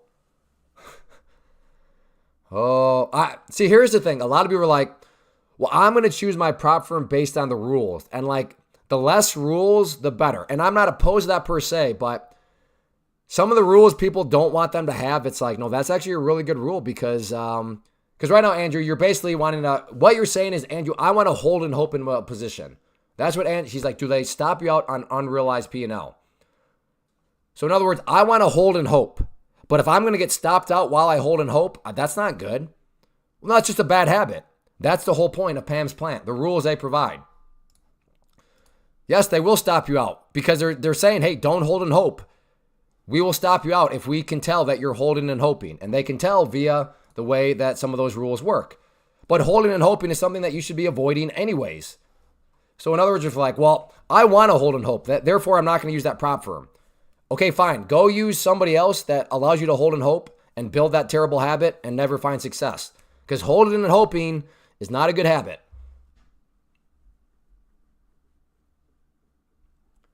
Market is a sea of red worldwide today. There is a bit of red out there. Now, what am I doing? I think all these, we'll start fresh here. This has been a fun stream, minus the likes. You guys are kind of brutal with the likes. Again, if you were enjoying, we're coming up on the 2 hour mark, so we need to get this thing for at least up to 100 likes. So in the next 29 minutes, this thing's got to get up to at least 100 likes. Or I'll go $20 in super chats. So if we want the party to continue, as I always say, I need some sort of way to measure the interest, and the only way that I can think of to quote-unquote measure interest is via likes and super chat. So if the interest is still strong at the 2 hour mark, we'll have the party going, but I am going to quantify that is the interest strong enough by either $20 in super chats overall or 100 likes. So if you are enjoying, if you want the party to continue, make sure you hit that like button. They should be paying you for directly. You're an amazing source of... Maybe. I don't know. Maybe they'll reach out to me at some point. But also, from a business stance, they're probably like, why would we reach out? He's doing it already. So, yeah, you could argue that maybe I'm being a bad businessman. Like I said, I'm here to make money from a business standpoint. I have no problem saying that at all. But, I mean, at the same time, I get it. Every single person is like, I'm here to help traders. And so I realize that has zero credibility. But, yeah, I am actually, I do like to help. That's why it drives me insane when people are doing things that don't make sense. Because it's like, don't do that. That's stupid. Like, that's not good.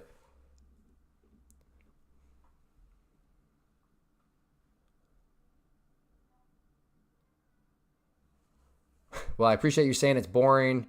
Yeah, I mean, non-duality, it's, again, if you are day trading, I don't know if you're here for Pam's plant, but Pam's plant is just undefeated as to why day trading futures through a prop firm is the best idea in the category of day trading. Undefeated.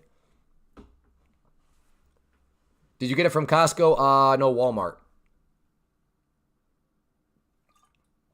By the way, I love Walmart because I can literally have sandals on with like basketball shorts, with like a nice sweater, with a stocking cap on in the middle of June, with food all over my face, don't even brush my teeth, and I can walk there and I don't feel bad at all about it. I love Walmart. It's amazing. Like, in fact, I would argue you have problems if you're like, oh, I need to get ready because I'm going to Walmart. No, literally just throw on sandals and go as you are. Like, literally, if you say, I need to get ready to go to Walmart, you're making poor life choices. The best part about Walmart is you don't have to get ready. I think they have a shoe policy, and probably a shirt policy. But besides that, put on a shirt, put on sandals, and just go. And you're good. You're good. Walmart is amazing. We do have a Costco membership, but Costco is in Des Moines, which is like a 40-minute drive, whereas Walmart is like a 5-minute drive away. And it's going to be awesome because once we build out in the country, it is the country of Iowa. We got farm. It's good stuff. So you feel like you're in the country, but then 10 minutes and boom, you're at Walmart.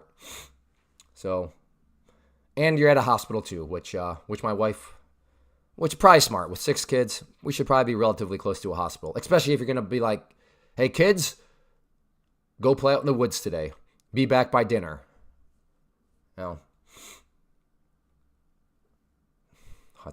We can't all afford Hudsonville ice cream.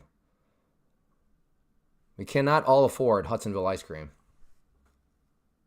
Now, I wasn't saying trying to hold, just making sure. Fair enough, Andrew. Fair enough. And yeah, I'll apologize for that. I did assume your motivation, which was not really good faith of me. So I apologize for that, Andrew. Except the Walmart cart people. I'm getting What's wrong with the Walmart cart people? Better watch your mouth, Judd. Better show some respect here. Better back up those claims. What's wrong with the Walmart card people? You better bring some receipts for that. Can I use your Costco membership card, please? No. I don't even know how that works. Thanks, Andrew. Appreciate that. They take up the aisle. I mean, I do kind of see what you're saying. I was there last night after the webinar. Oh, which reminds me, I got it. That'll be after the webinar. What webinar are you speaking of, Clay? This webinar right here. So if you want to learn more about, there we go, the tools I'm using, how I build consistency, how I manage risk, making sure you have the right framework in the market, then check out this webinar. It'll be next Thursday. I'll put a link in the chat room and you can go check it out. So after this webinar that I did last week, or that I did last night, oh, we're at the overnight low. Do we get the bounce? It has bounced from here before. I don't know. I might be interested in picking one up here. How much of a, so if my stop is right there, 72, that's like a 50-point stop. That's like $100 risk on one micro. I don't want to risk $100 on that. That'd be a bummer. All right, let's see if I can get a little tighter risk profile. I'm not willing to risk $100. Ooh, this could be a spicy back test. Oh, do it. No, I don't like that one. This could, I'm cooking. Let me cook. Let me cook. Right there. Do we get a back? I don't know. I'll leave that up to you if you want to deal with that risk or not. What I'm thinking is, do you get short at the back test, stop above the 50? So I'll let you decide that risk box right there. Of course, if it rolls over and goes, you could be making a whole lot more. But do you feel comfortable with that risk box? Only you can answer that. And that of course assumes that it does bounce back up for the back test.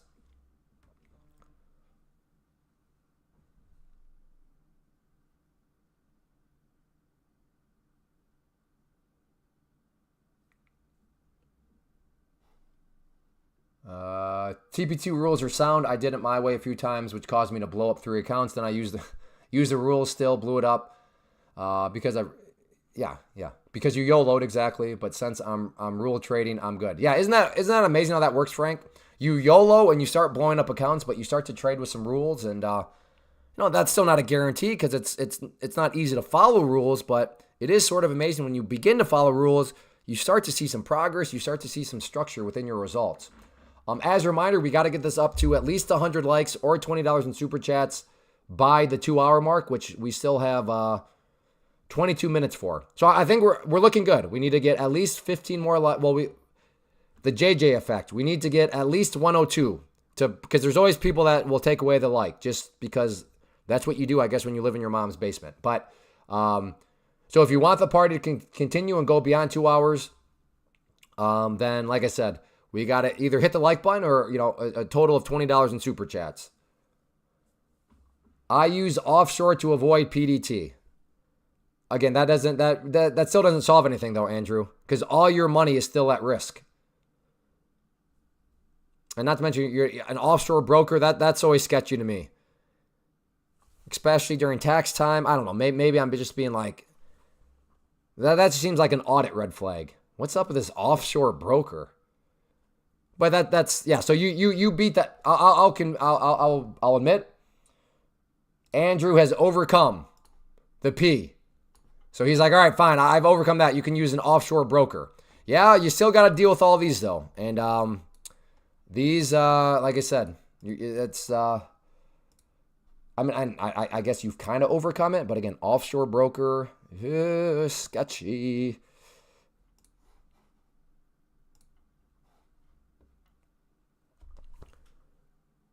But what did you trade today, Andrew? What stock and how many shares?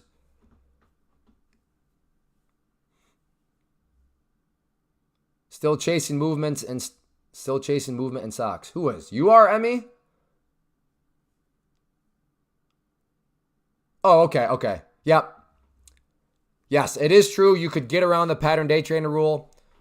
Well, I mean, there's a couple ways you could do crypto, but crypto has its own set of problems. But you could get around it by an offshore broker. But even if like I said, even if I concede that, okay, fine, but there's still a gamut.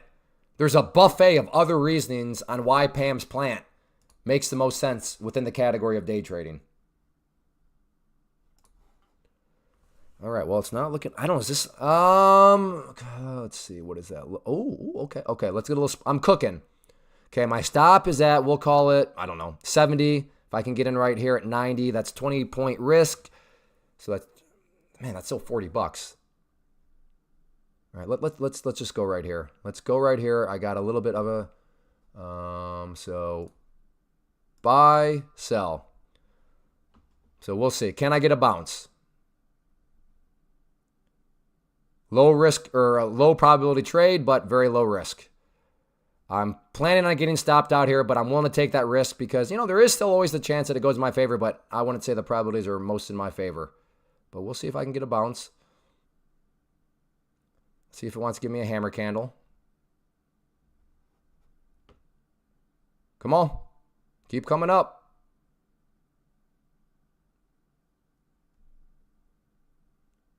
Oh, that was it. I think that's the failure. I'm probably going to, how did I not get stopped out? All right, stopped out there. So, oh well, live to fight another day. Still plenty green on the day. So I think I'm now 2 for 3 on my at least live stream trades. But had that thing bounced relative to what my risk was, I mean, even if it just went up to the overnight high, that would have still been basically a 2-to-1, or at least close to it. But, all right, that one didn't work out. A mere flesh wound. I love smoking meat. I've done about 1,200 pounds of brisket for different weddings this spring already. Pickles, my boy. Let's be friends. What smoker to use? I have a Traeger. Hi, Clay, from Miami. Learning from the best. You. Oh, thanks, Jose, for the kind words. I'm glad you're learning. Nah, I still agree with you. Offshore has more. Oh, that's a good point. I forgot about that. Offshore has all sorts of crazy fees. Good point. Trying to figure in for a market manipulation. Oh, no. You already know my thoughts on that, Emmy. I'm not going down that ranting rabbit hole about market manipulation. I'm not doing it. Not this stream. Can't afford Hudsonville, but owns a Traeger. Because a Traeger pays itself back over and over again. Hudsonville, once it's gone. Your only return on investment from Hudsonville ice cream is diabetes. Diabetes. That's your return on investment from Hudsonville ice cream. Diabetes.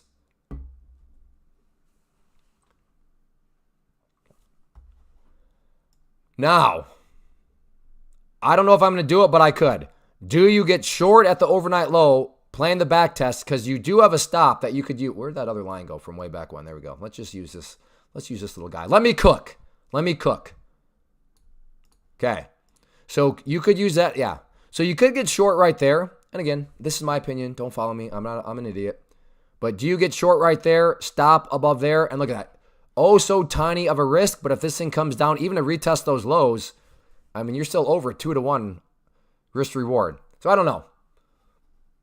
But that is a way, if you're a believer, if you like playing back tests and goes, then yeah, does it back test the overnight low and then keep on going? If it doesn't back test, well, then you're going to get your answer pretty quick. Very, very minimal risk there. Jim, just drink your $13 a gallon apple cider. So this Jim guy in the chat room, I know him in real life. The man shows up at one Walmart. It's $1 for a gallon of apple cider. $1 at my local Walmart. At his local Walmart, he lives like 30 minutes away. Dude rolls up. I say, hey, Jim, apple cider, $1. He's like, do I look like a peasant to you? I'm going to my Walmart for the same exact apple cider, and I'm spending $17 for that gallon. That's how he rolls. I mean, we just all can't be like that, though. We cannot be like that. Yeah, he's a baller. He's a baller. That's really all you can say about it. I don't know any other description than that guy's a baller.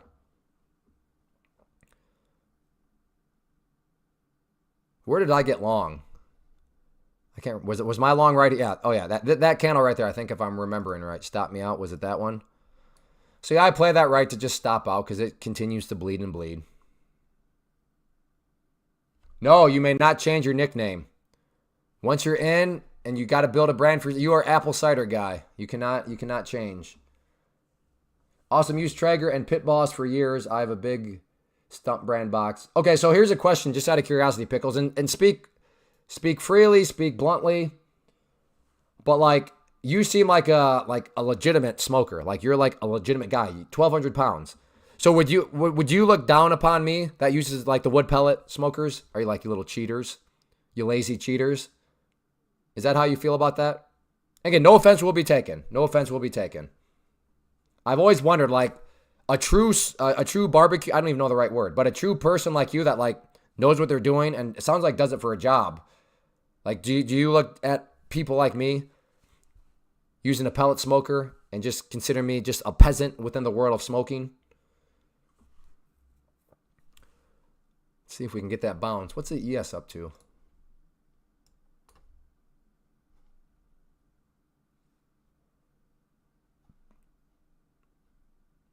Yeah, pretty much the same thing. I do think stocks are more predictable. You got news and general patterns. Oh, I mean, with all due respect, that's weird how people can see it. I think futures are way better. Technicals are way better on futures. And my main, I think, at least somewhat logical reasoning is futures are more of a condensed market. Whereas stocks, you have like 9,000 ticker symbols. So like you never know like where's the majority of the eyeballs at on the day. Now I do realize you could say, well, just use volume. And that's fair. But I mean, the NQ options, the ES options,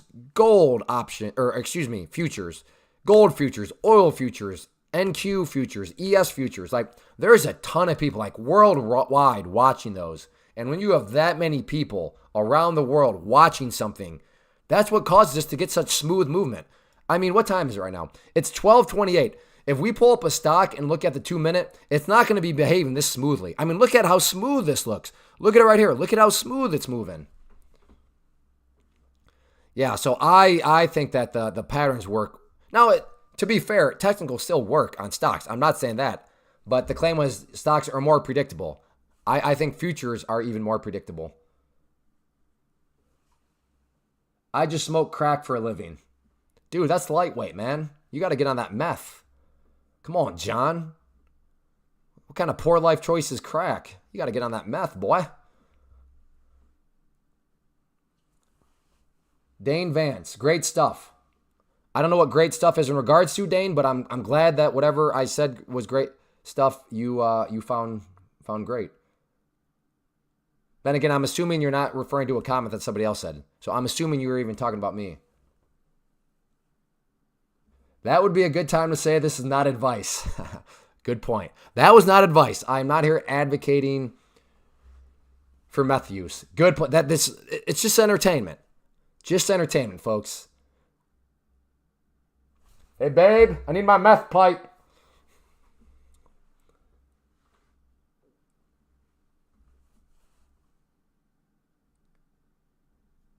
Do I still own cows? I think so. That has not been an investment that I've been following too closely. But like I said, I'm into income streams. You know what I'm saying? If I can get some cows, I do need to get. I should talk to the farmer that farms my land. He's got cows. I should see if they need anything like that. That was a super fun thing to get in though, because the way it worked was like real estate. They'd wait for the cows. The guy would the guy would go to auctions and buy the sick cows that are kind of weak, got something wrong with them. So it's like buying an ugly house in real estate, right? You buy ugly houses, you fix them up, and then you sell them for more.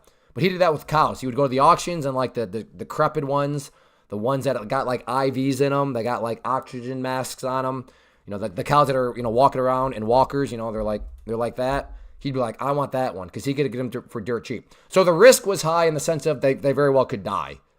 But the reward was if he could nurse them back to health and get them, turned around, then relative to the purchase price and then the cost to do so, it could work out really well. But like any market, The cow market fluctuates. So sometimes you could even, you bring them back to health. And I'm watching, no. I'm like, should I try another little long here? My stop right there. I just want to paper trade this to see. I don't think I would have been, so my stop would be about right there. So let's see.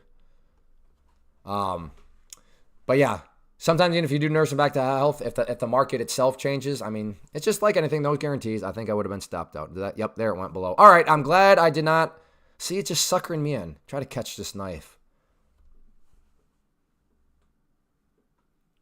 Come for the trading and stay for the poor life choices. All right, we have less than 10 minutes and we need 5 more likes or else the party is stopping. So we got to get this up to 100. So you think people should use prop 6? Do you just mean prop firm? I don't know what could S. So the 6 is by the T or the Y. So I don't know what you could have typed there that you meant. But yes. People should trade futures through a prop firm. Absolutely. That's true. That's the holy grail. Jim, were you here yesterday for my Cletus song? Billiam, once I started using just the 20 MA and 200 MA of my only trading and understanding of the market has improved. Thanks for streaming. Cool. I will say, though, that this is not the 20. This right here, the green line is the 21 EMA. You were not here for the Cletus trade yesterday? You missed out, man. You missed out on the holy grail of trading.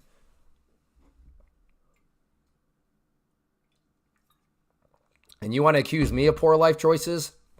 For you to miss the Cletus song on the trade is a poor life choice on your part. 5-day MA. Cool, Mike. Do what works. Do what works. I'm still looking for potentially a back test. Now this back test would be amazing because check it out. Check out where the stop is at. So if it could come up here and back test, the stop would not only be hiding behind the 21 EMA, but it would still be hiding behind that level right there.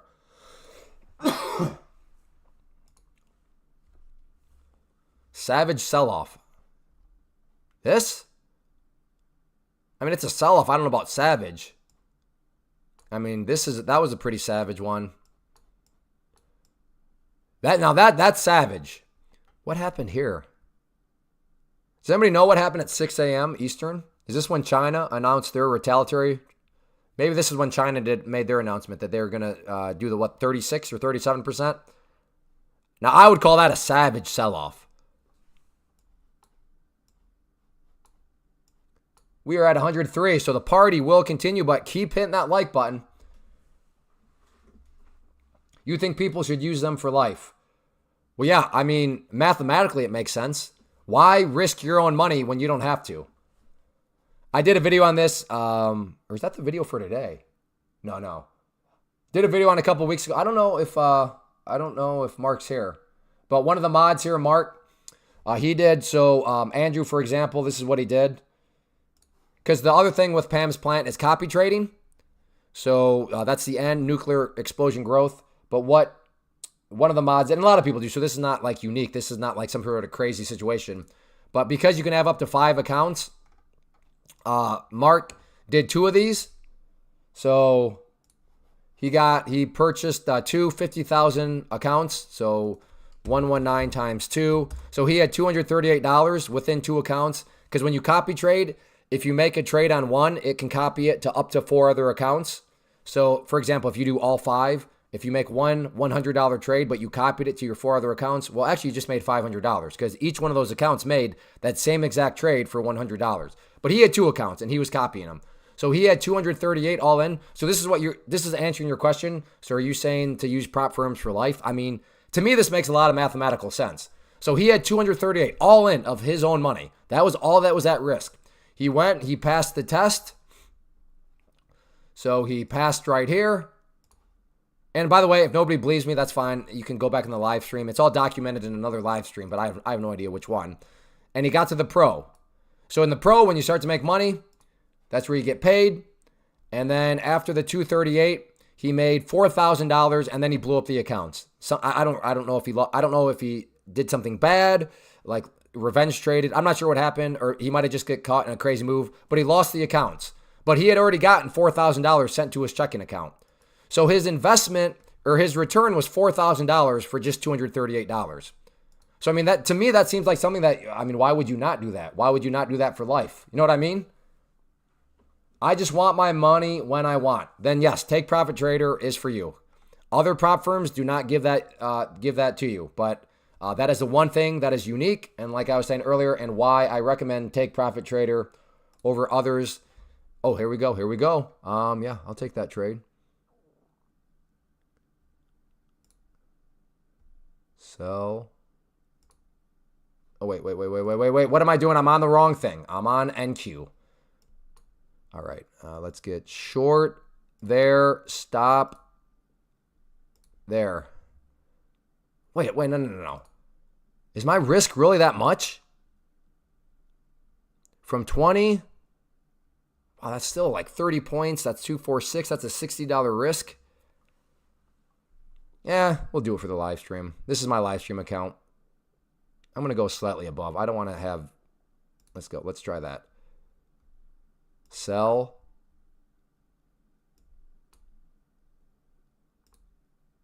And then buy. So there you go. My trade plan is in. I already got my stop in. Because first, I'm going to get short at that red line. Oh, you dirty rat. That was my point. It literally... Oh, no. It didn't quite hit the pink line. So I would not have been filled. All right, we'll try this. See if this wants a back test and go. But if this is a truly strong bounce, it'll be a short-lived trade. But that's how I want. I don't feel like sitting here for the next 20 minutes to see if it wants to roll over.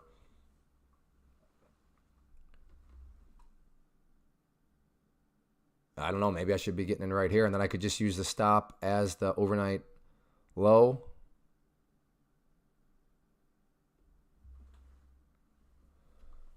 Can you use TradingView? You can, yep. So how that would work is you would select the account size that you want, the purchasing power, and then during the checkout process, you would just choose TradingView as what you want.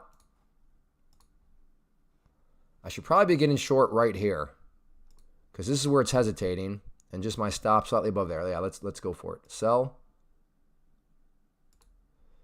There we go. So does this want to roll down? A very simple premise. Is this going to get rejected back down? We have the back test. Is it going to come down? If it's not, I'm not interested in sticking around.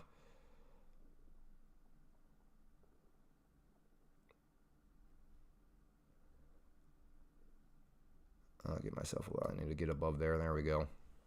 So we'll see if it wants to roll back over. Can you use? Yes, you can use TradingView. You can trade futures on your own without a prop firm. NQ contracts are, yeah, exactly. Huge amount. Yeah, you can do futures on your own, but they require way more money. And again, all that money is on the line, is at risk.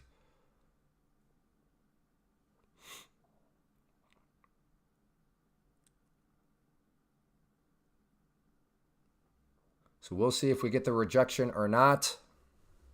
And not looking so good. Wow. I think it literally just hit my stop. Did not fill me. Oh, come on now. Come on now. Do it for Cletus. You're my boy, Cletus. You're my boy, Cletus. You're my boy. Come on, this is supposed to be working. It's the Cletus song. Why are you not working? You're my boy, Cletus. You're my boy. You're my boy, Cletus. Oh, there we go. Come on. I need some more, though. Can't move my stop down yet.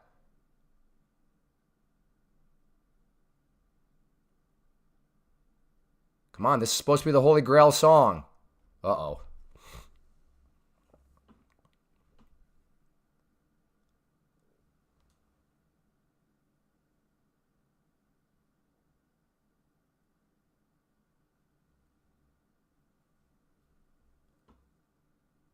Is it going to come down? Power in numbers, we all have to sing. Yeah, exactly. Everybody better be singing this right now. Even if you're at work, in the middle of the office. You're my boy, Cletus. You're my boy. Uh-oh, why is it not working right now? This is supposed to be the Holy Grail.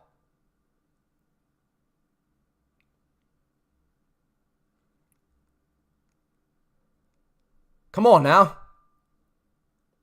Ask her if I can sing with you guys next time. What is that, a triplet? What is that called? When 3 people sing. It's not a quartet. Oh, it's not working. A trio, that's right, trio. Ask her if we can do a trio and sing this song. It's really easy to learn and pick up.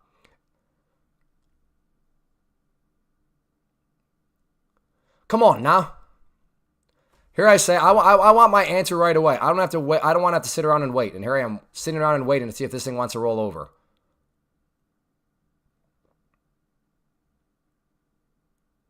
I can't believe. I don't know if I didn't sing it in the right octave or what. I don't even know if that makes sense music-wise. I think octave is a term. Blue line is my entry point, so that's the price. If it goes below there, I'll start to be in the green. You're my boy, Cletus. You're my boy. Come on. This does not want to cooperate. 93. 93 is the number that's got to be broken. It does not want to roll over through there. Yeah, what is that? Yeah, 93. So we want to see that number break down below 93. That should hopefully unleash the party. You're my boy, Cletus. You're my boy. There we come on, boy. Come on, Cletus. Come on, Cletus. You're my boy, Cletus. I'm going win. I want this to be a green trade. I've sat in here long enough. No. Let Cletus do his thing. Going back up to where it was. Give Cletus a chance.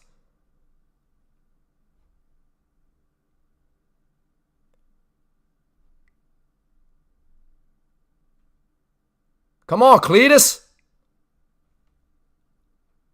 I don't speak that language. I don't know what you're saying. Cletus, you're breaking my heart. I'm out. Small win. Cletus is playing with my emotions. Now Cletus is probably going to go. You're not my boy anymore, Cletus. Piece of garbage. Piece of garbage. Like I said, I'm either going to see viewers decline very rapidly, or I don't know. Maybe people... Ugh. Why you got to do me like that, Cletus? I thought we were boys. Look at that.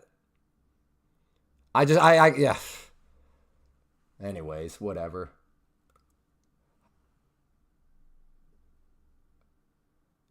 You'll get another ulcer if I sing it. You were singing the Cletus song, Jim?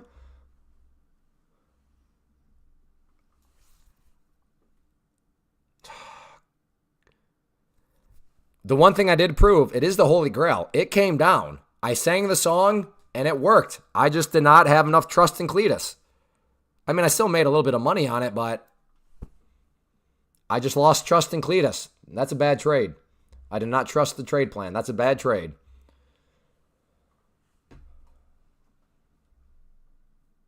Oh, that might be it, Frank. Frank is proposing that the Cletus song only works if you want to go long. But I mean, not really, Frank, because it did work. Look, it's down. I just didn't trust. I didn't trust the Holy Grail. All puts are printing right now. Yeah, well, why are you wasting your time trading puts? You know what else is printing? Futures. And you know what futures don't have? Theta. They don't have time erosion. So with all due respect to El Mico, you're wasting your time day trading options. You don't have much patience. You look like me. I don't know. I thought I had a lot of patience. To be fair, and I want to point this out actually. The next time somebody's like, oh, they were hunting stop losses or just something. Ooh, the algo, the liquid grabs, all these like cool sounding terms.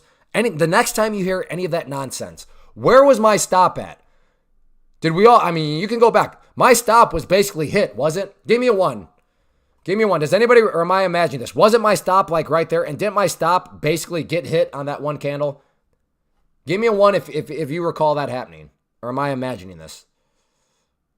Does anybody remember? Like, didn't the price come up here and like literally hit that line? And I'm pretty sure I made the comment, how did I not get filled? Or how did I not get stopped out? Does anybody remember me saying that? Just Jim. Maybe so. Maybe I didn't say that. I could have sworn that part of that trade was the price coming up here, hitting, and then going down. Okay, I did. So here's my question to any of you that are like liquidity grabs, stop loss hunting, algorithms, all that sort of stuff. Why? Why did they not take me out there? If there is an algorithm designed for stops, you saw my stop. It was right there. Why did I not grab it? Have you ever been there? And ask yourself, if you've ever been there where you've been in a trade and wow, that was really close to stopping me out, but then it goes in your favor? You know, confirmation bias. It's very easy to forget about those, but only remember those instances where, oh, it stopped me out figures. No, that wasn't, I don't even know how I didn't get stopped out. I thought it hit my stop and then it went in my favor.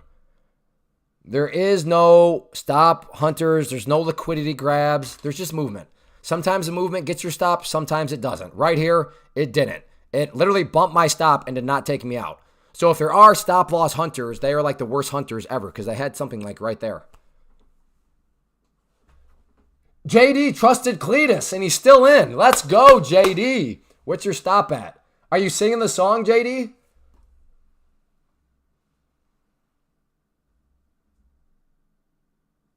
Yes, thank you, Bill. That's all just, it's all confirmation bias nonsense. This is part of the strategy. It is painful, but it brings results. Are you saying that singing the Cletus song is painful? No, just try it once. You'll never look back. Sucks it happens even when entering a position. El Miko, I'm not sure what you mean. What happens? But I'm also glad that you are interested in looking into futures. Because, day trading options, no good. We're coming up on 2 hours and 15 minutes. I'll keep the stream going, but let's get this up to 115 likes. So we need, I think I'm being fair, in about 8 minutes, we need either 9 more likes or $10 in super chats for me to gauge the interest on if this party is going to continue. So like I said, we got about 8 minutes to crank this up to 115 likes. So if you are enjoying, make sure you hit that like button if you have not yet. Position not filling when it's at that last price. Well, yeah, in this situation, I'm glad that did not happen.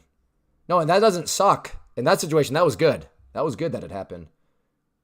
Clay, do you eat organic foods? Yes, on my non-cheat days. But when on my cheat days, pass me that red dye 40. Pass me those carbs. Pass me that processed hot dog that's made of who knows what. Mark, let's go. Mark is, so Mark, that's the guy I was talking about earlier that did the 250,000 accounts and then blew them, but he blew them after making like $4,000. So that's this guy. And he just, I'm Mark. And I will vouch for him. He posted all this stuff in the chat room. How much in payouts did you get this week from prop firms?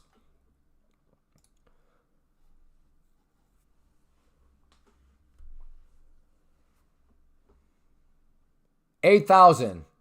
Booyah. And ballpark, how much money did you have, quote unquote, invested into those prop firms? Like, how much did it cost you? Again, he posted all the screenshots in our private community. So I'm more than willing to say that happened because I saw all the screenshots.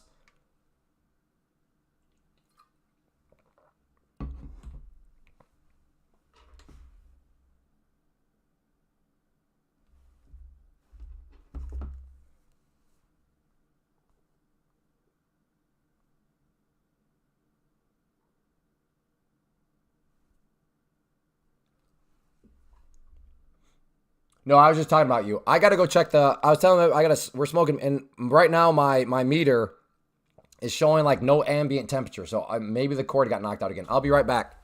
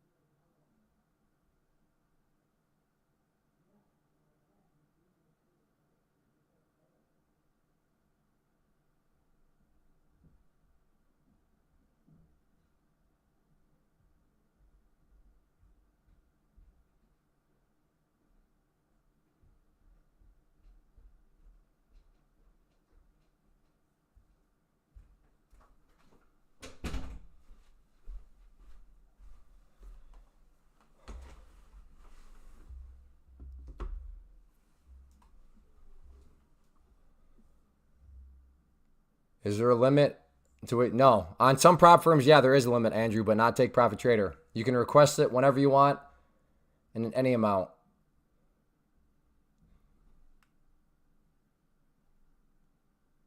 No, what I was asking, Mark, is how much did you, like, the 8K, but how much did that cost? Like, how much did all those accounts cost you to buy? The Traeger failed to ignite, so it's been sitting down there. My kids and wife was on a walk, so the barbecue scene right now is not looking so good.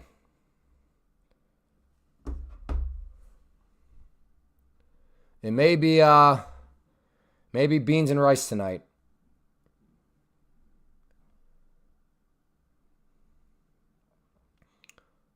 Okay, so right there, Mark had basically $1,000 in costs, and he turned that into $8,000, and he still has the account, so he could keep growing it. Because I just asked him of the payments that he's taking this week.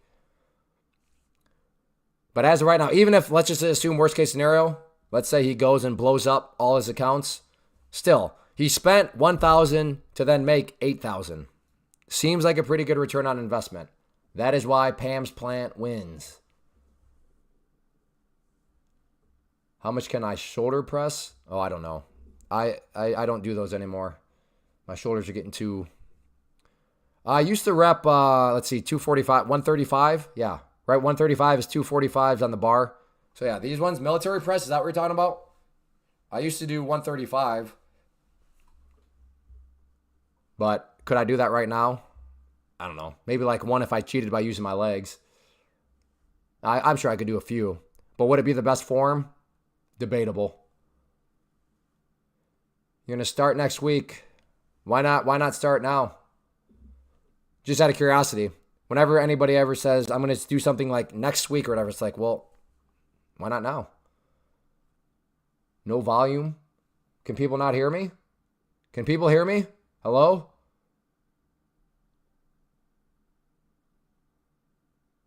It shows my mic being on. Okay, yeah, Brian. It sounds like you have an issue, Brian.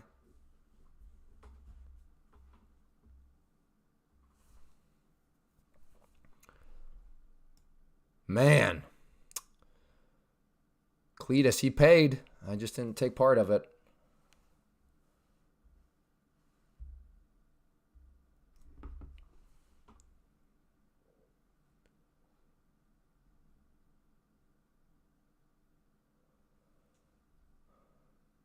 Weekend low volume. Well, yeah, I mean, the market, once the market closes today at 5 p.m. Eastern, it won't open back up until Sunday at 6 p.m. But I'm saying like right now, this is still some good action. I closed and reopened YouTube, all set now. Okay, good. Good, glad you got that figured out.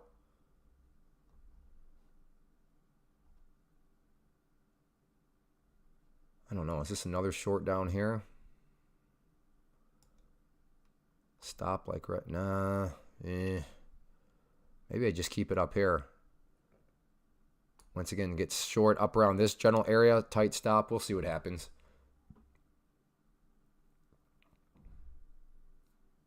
All right, I got to go. I don't know if the Traeger is messed up or what, but I don't know if I've ever seen the error message failed to ignite.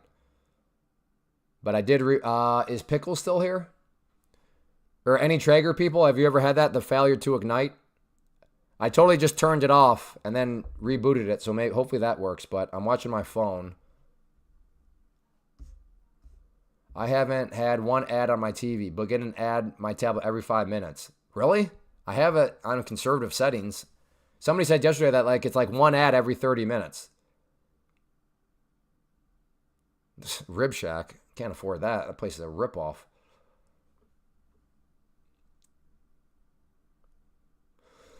You're about to get long on the ES? What's going on with the ES?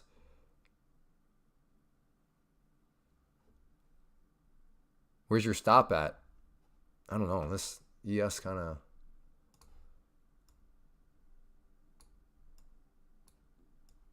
Yeah, that's me trying to fit a square peg through a round hole. Yeah, maybe. All right, I got to go check. I'll be back. What do you think about... I'm not a fan, dang. I'm not a fan.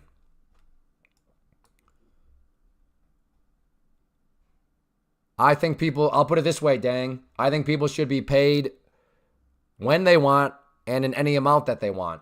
That's what I think. And given they do not do that, not a fan. Again, that's what makes take profit trading better than the other prop firms, in my opinion, is if you make XYZ amount of money, you should be able to request XYZ amount of money whenever you want and in whatever amount you want. But that firm does not allow for you to do that.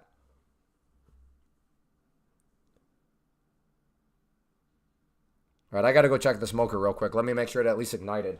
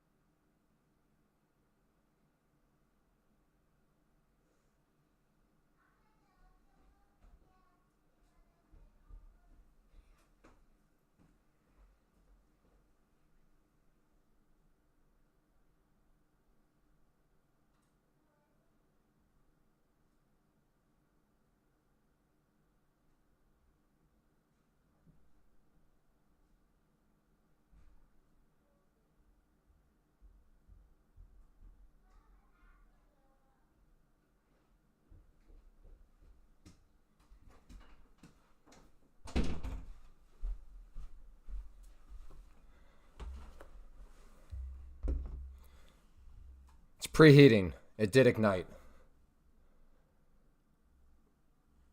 No, it's pretty clean. I think it just needed a reboot. Yeah. I think I'm pretty good at cleaning out that. Thank you, though, Pickles. All right. My phone is picking it up. Think we're in business. I don't even. Did we even hit the goal? Well, it doesn't matter. We got to get this up to 120 likes is the goal. So if you have not yet hit that like button, let's make sure we hit the goal. Any other specific recommendation for prop firm? Yeah, take profit trader. Dang, I don't know. But on the top of my screen, it says no PDD rule, clayjor.com/take profit. Do you see that up there, Dang?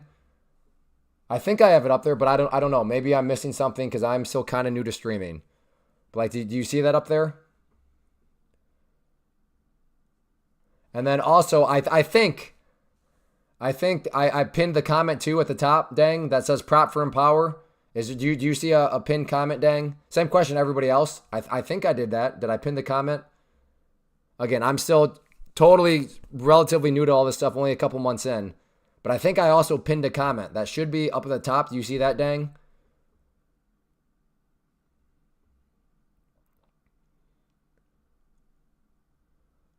Okay, cool. That's who I recommend. If you use that link, it's a way to support the channel, and it'll give you the current promotion, which is 30% off and zero activation fee, which is a really good deal. The zero activation fee is very, very important. All right, now people are still hitting that like button. Very good.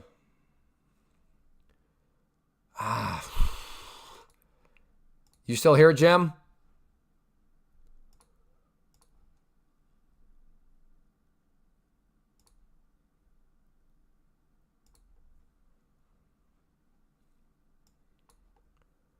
Ask Jess, do we take this short on the break? Signed up for Take Profit Trader last night. You threw your promotion. Hey, thanks, Trey Play. What account did you go with? Ask her if this comes back down, do we get short here? Since she's smarter than both of us.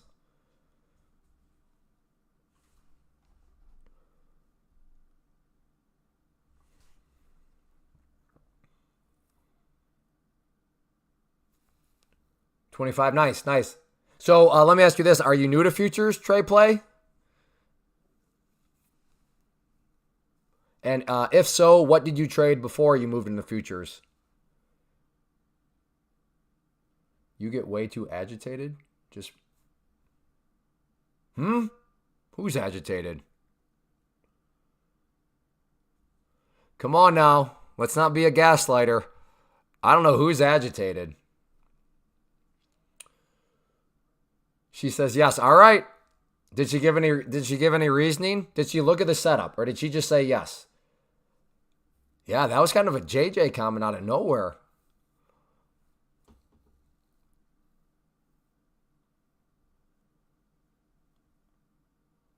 About what did you trade did you trade something before futures, Trade Play? Is this valid for Canadians? It is, and that's one of my favorite parts about all this.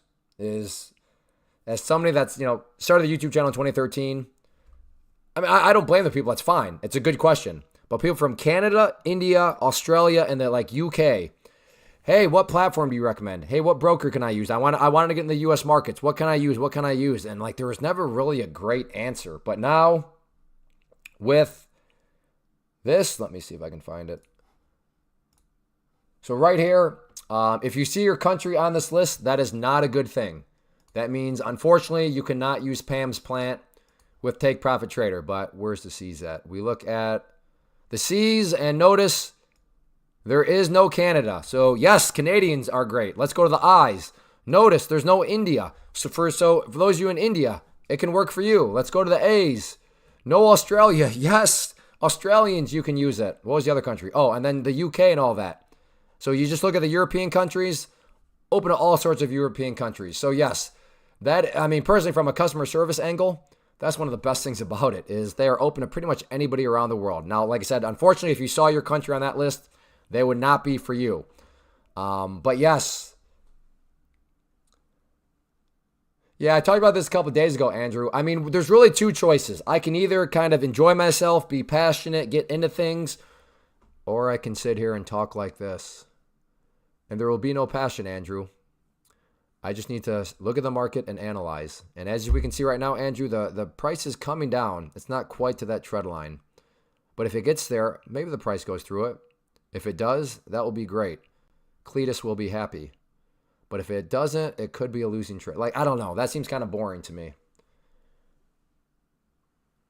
So yeah, passionate, I'll agree with that. Agitated, I don't know if I'd say I was agitated. No, I can become agitated, sure, but I don't think I've been agitated. This is a no JJ. So I think JJ's going to stick. Like I said, I banned other people, and I don't even remember who they are. But JJ, when was that? Was that Tuesday? And we're still talking about JJ? Oh, I'm supposed to take this. She said you'll make fun of her no matter. No, I won't. All right, I'm going short. Oh, wait, not the NQ. I need this, the MNQ. Is it break? Okay. I'm in. Come on, Jess, let's go. You told me to take this. My life savings is on the line. You're my girl, Jess. You're my girl. Uh-oh. I think it's got to be Cletus. Jess, I'm so scared right now. Come on. Jess said it would go down. She said it was guaranteed to go down. You don't trust this breakdown, but Jess said it would. She told me to short the breakdown.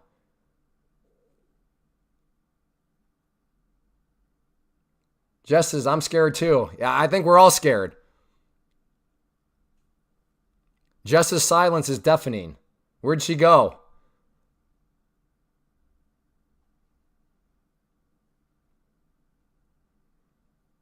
Jess, it's bouncing.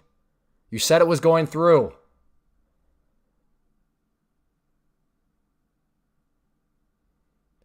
Yeah, no kidding, she's hiding. I think I just heard her rubber tires peeling out.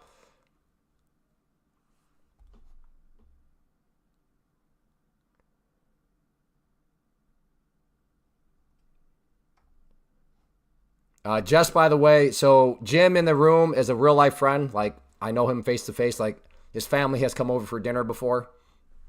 So Jess is his wife. And Jess has learned a little bit about trading. She's been going through a couple of the courses that I offer. So that's why I asked her. And she said, yeah, take that short. So I just listened.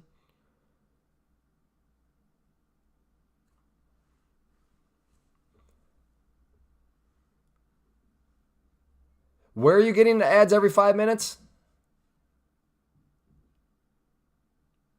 Yeah, like I said, I have the settings set to conservative where it's like supposed to be a very viewer-friendly experience. It flat out tells me you're not going to make a whole lot of money, but your viewers will have a pretty uninterrupted experiment. Come on. Come on, do it. Come on. There we go. Come on, Jess, let's go. It's teasing. Look at that. Went down through and then right back up. Been watching you on my other account since 2021. Cool. Well, thank you. On your tablet. Yeah, I don't know. That is weird.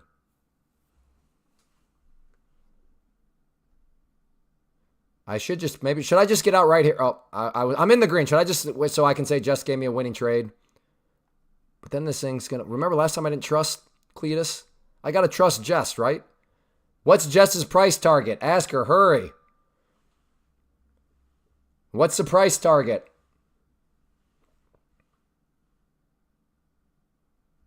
The other Frank is here now. Stay in, okay. Okay, I'm staying in.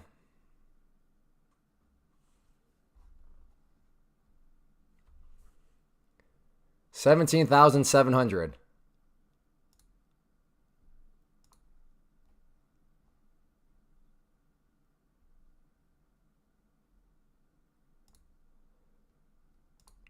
Okay.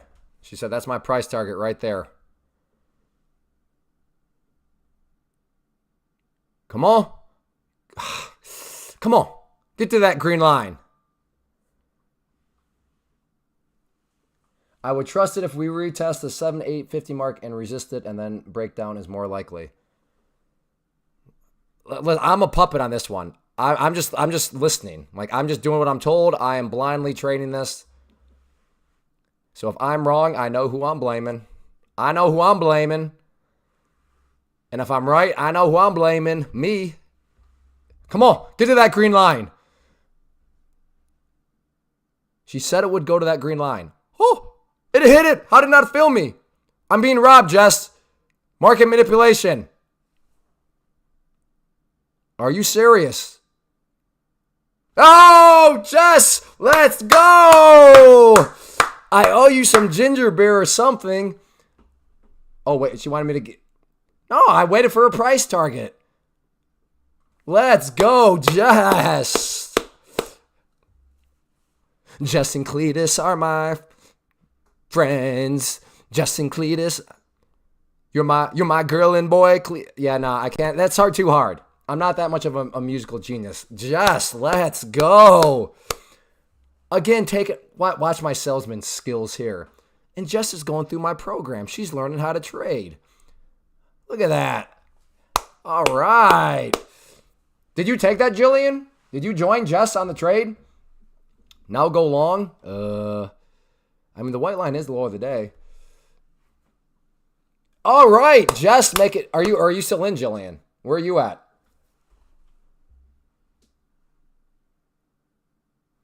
Let's go. I don't know. Maybe Jillian's still in.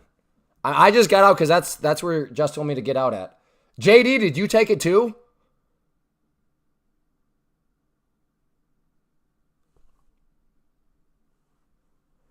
Let's get 3 more likes. Let's just bring this up to 115. That's a nice round number. Okay, you're out. Yup, scalp. Look at Jess making the J's. J cubed. Jillian and JD. And Jess, J cubed. That can be a new hedge fund you guys can start. I joined. Let's go. Oh, dang, you made some money too? Don't say anything about me. I literally just asked, hey, should I take that? And she's like, yes. I was like, what's my profit target? Although, Jess, she said, look at this. Look how much further it's gone. That's all right, though. I'm not going to complain. That was a nice trade. Does anybody know what that number was before I took the trade? Does anybody know?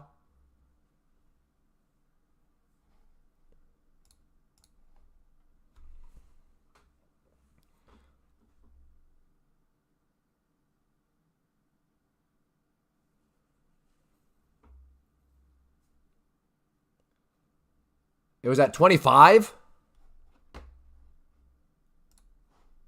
I'm not that good at math. I want to say $60, but I don't trust my math skills. 87.50 minus what was it? 25.50. $62. Yes, $62. Unbelievable. What a great man. Just Trader coming at you. Top Golf. Yeah, I really have no choice now.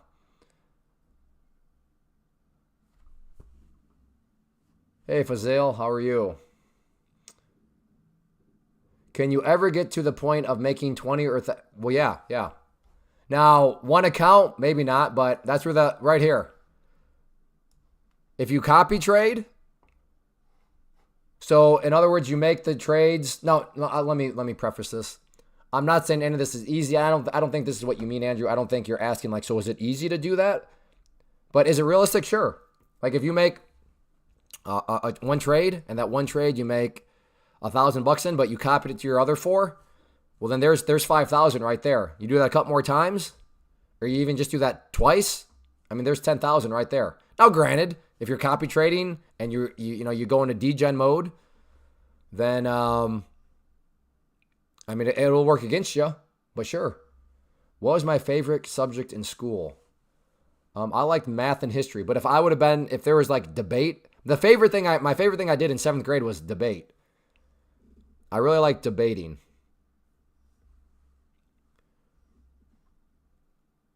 But that's not really a subject. But I like math and history. I do not like chemistry. I do not like music. So, okay, here, this summarizes me and my attitude. Once you get into middle school, where I grew up in Ohio, you go from elementary to middle school in 6th grade. And then in 6th grade, when it comes to music, you have choices. You can do choir, band, orchestra, or general music. General music is for the degens like myself. So think about it.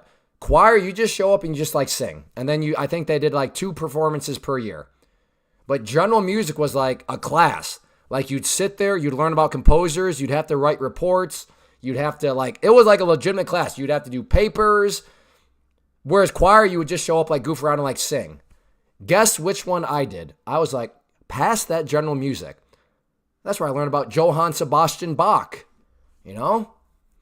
So that kind of summarized me. All 3 years of middle school, I was like, yep, I'll write the reports.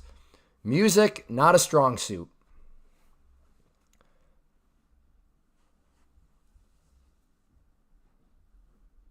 It will bounce from here from the low of the day. Come on now. We don't use that word, Fazil, because I guarantee you're not all in right now because there are no wills. You don't know. It might. It could. Let's talk in the right way. Let's talk intelligently. But to say it will bounce, you don't believe that because I guarantee you're not all in right now. Gaulian. Do you have to pass the test as many times as a number or account? I'm not sure what you mean. But so if you buy 5 different accounts, you would have to pass 5 tests to get each of those accounts into the pro level. I think that's what you might be asking. How are we still not at 115 likes? All right, we are approaching 2 hours and 45 minutes, and we'll make it a 3-hour stream, but I want to get this up to at least 120 likes. So we have 9 minutes to get 6 more likes. I mean, what am I doing? 6 more likes? We can get this up to 125, can't we?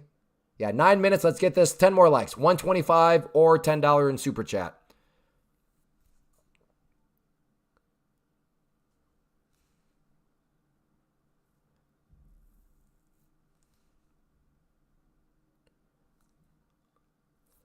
Just continues to bleed. Just. Oh, why did you have me get up? Fasil, I thought you said it would bounce. It's not bouncing. That white line keeps moving lower, which means it has not bounced. You said it will bounce.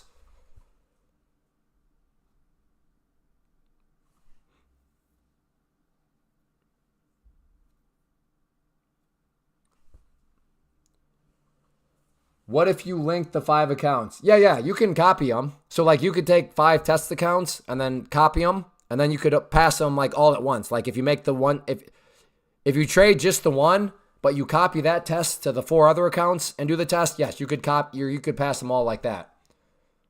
Wow, 121. All right. 4 more likes. Let's go. This has been a fun stream.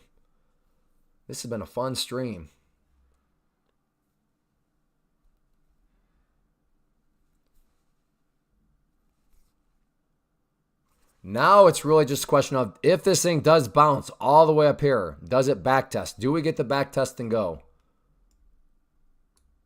Up here and then down. Do we get the back test and go? I don't know. It's got a ways to get up there though.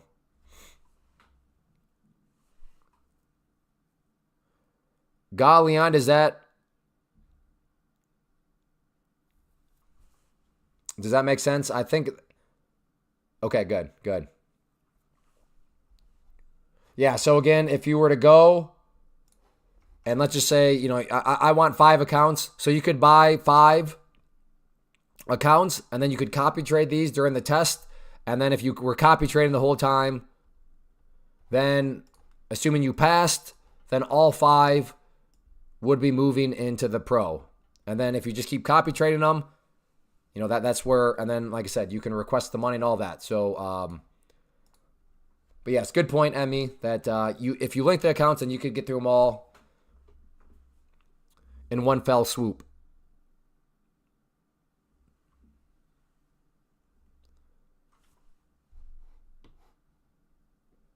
Should also bring this up for anybody maybe in the market for a trading computer. The computer that I'm using right now is still pretty new. This is not paid. I'm not being. He did offer like, you want to set up an affiliate. I was like, no. But he did build a computer for me, and he said, can you just share this guide with people? So even if you would think like, I'll never pay somebody to build a computer, check out that guide, because even if you don't, it's helpful if you are in the market for a computer or thinking about maybe you should build one. Very, very helpful guide. So, but yes, this is the company that built my computer that I've been on now for about the past month. It's really good. It's good. It's really good. Really good guy, really good company. I had a couple things that wasn't their fault, just more so I'd say the delivery people's fault.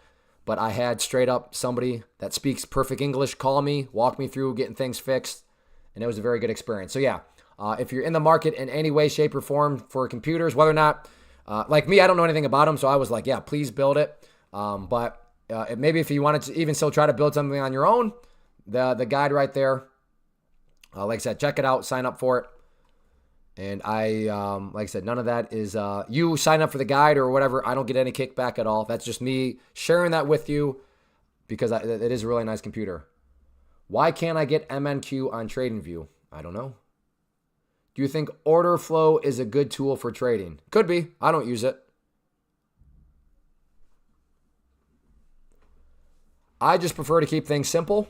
That's why I like some trend lines, some moving averages, and then candlesticks. Again, that doesn't mean that like that's the right way to trade, but I'm just saying that that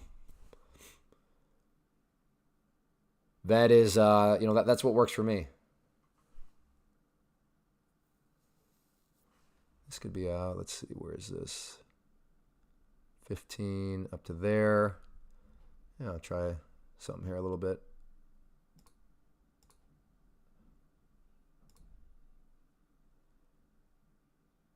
In, out. Oh, whoops. Yeah, that was just a quick little scalp. So 93 on that one. Maybe I'll try that again. So if I wait for it to come back down here to 80 and I put it at 70, that's 20 points. Each 10 points is 20, so that'd be about 40 bucks. Do I want to risk 40 bucks?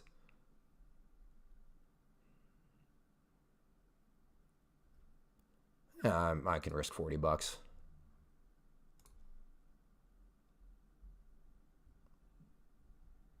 Give or take. Unless it comes up here and pushes through that crosshair, then...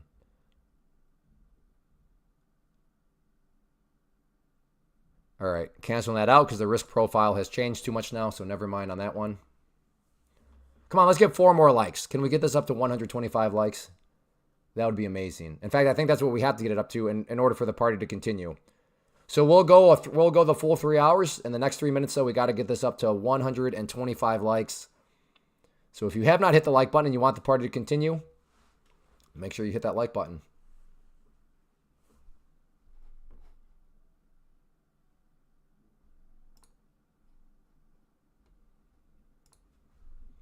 You're my boy, Cletus. You're my boy.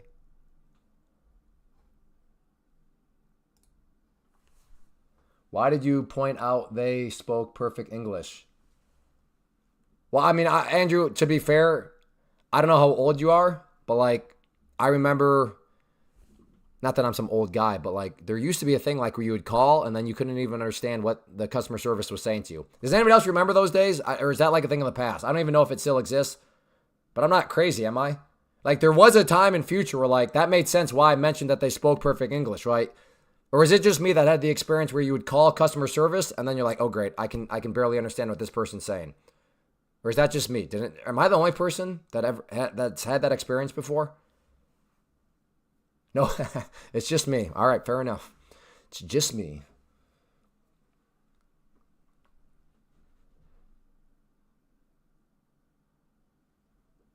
Okay, all right. Just so you know, like we have 90 seconds, get 3 more likes, and then... So, is the party going to stop? I assume we'd get that easily, but we're stuck at 122. So we have 3 more minutes to get, or I'm sorry, we have about a minute and 20 seconds to get 2 more likes. Yeah, Fazil, I'm not impressed. You said it will bounce at the lows, and then it went lower. Get that out of here, boy. I'm not going to put up with that nonsense. That's like borderline bannable. I can't stand that. It's like the person that's like, it's going to go down, and it keeps going up, it's going to go down, and then it finally goes down. They're like, see, I told you. That's what you just did, Fazil. I gave you a hard time. You're like, it will bounce from the lows. It then went lower. But you said it will bounce from the lows.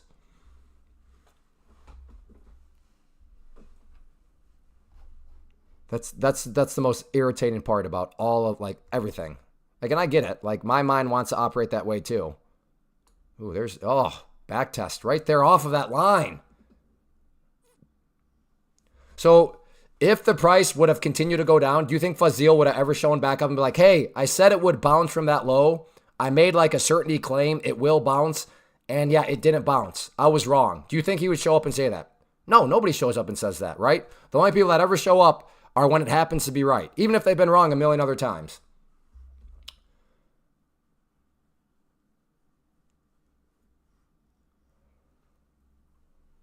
$36 can't get a computer. Yeah. AI has. I've learned though that if like you start to get the computer just like live agent, live person, then that usually does it.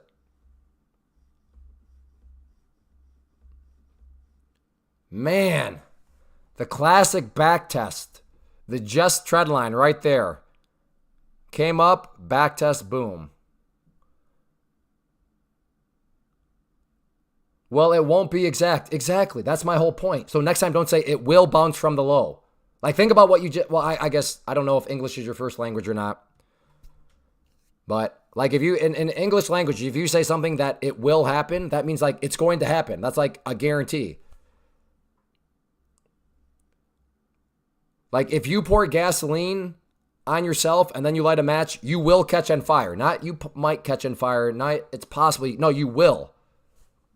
You said it will bounce. That's why I'm not a fan of people talking that ways. Because that implies that there's a guarantee in the market. There are no guarantees in the market. Every way you should talk about the market is it's possible, it could, it might, there's a chance. But to say something will happen, no, that's not true. Pet peeve. As longer time viewers know, that is one of my pet peeves. But it's even more of a pet peeve when what they say will happen does not happen. But then like something happens maybe a little bit later and like, see, I told you. It's like, no, that's not what you said. You said it will happen from that point. I know. Maybe petty on my part, but again, there are no guarantees in the market. Don't talk like there's a guarantee. Drives me nuts. It's either going to go up or down in the next 5 minutes. I'll take that. It's either, no, not necessarily. Right? That's not even guaranteed. But I'll take that. Because I don't know what happens if there's a, electromagnetic pulse that just shuts down the markets. Then it's not going to do anything.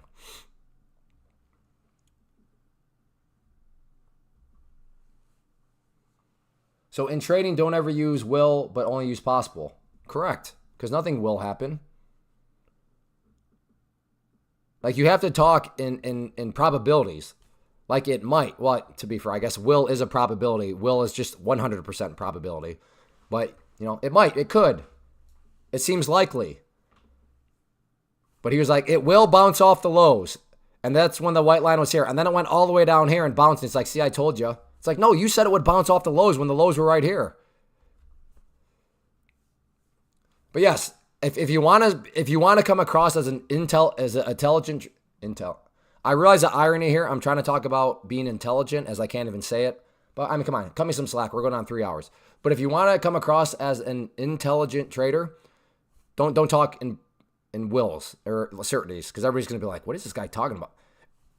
At best, people are like, you're ignorant. At worst, it's like, this guy's an egomaniac. Like, he thinks that he can actually predict when things are going to bounce. Like, how big of an ego does that guy have?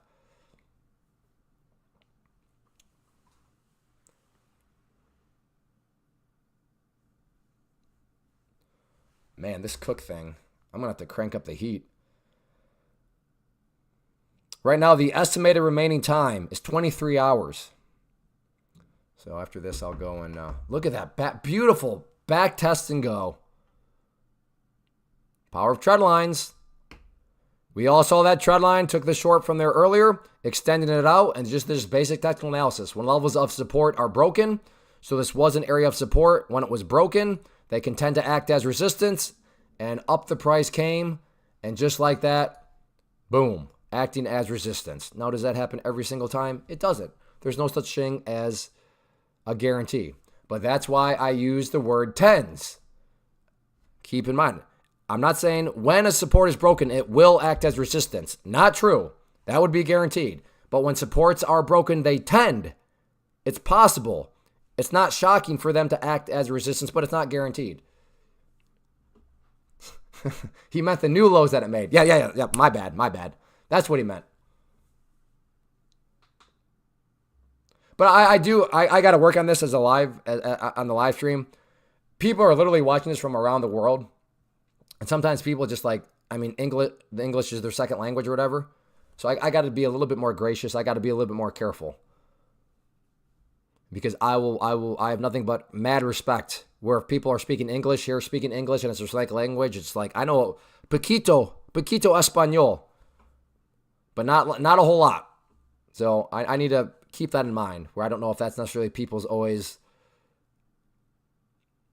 first language.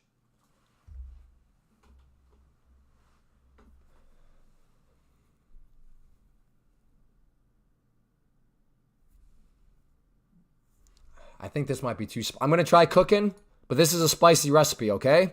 So just keep that in mind. Is that a trend line you short right there? Oh, there's the break.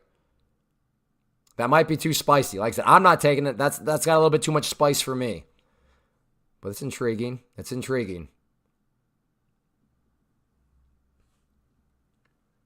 You have to make a certain amount of money to pass it. Yes. All the rules of the test are right here. So if you go 25, you've got to make 1,500. you're not allowed to lose 1,500. If you go with 100 purchasing power, goal is 6,000. You cannot lose 3,000.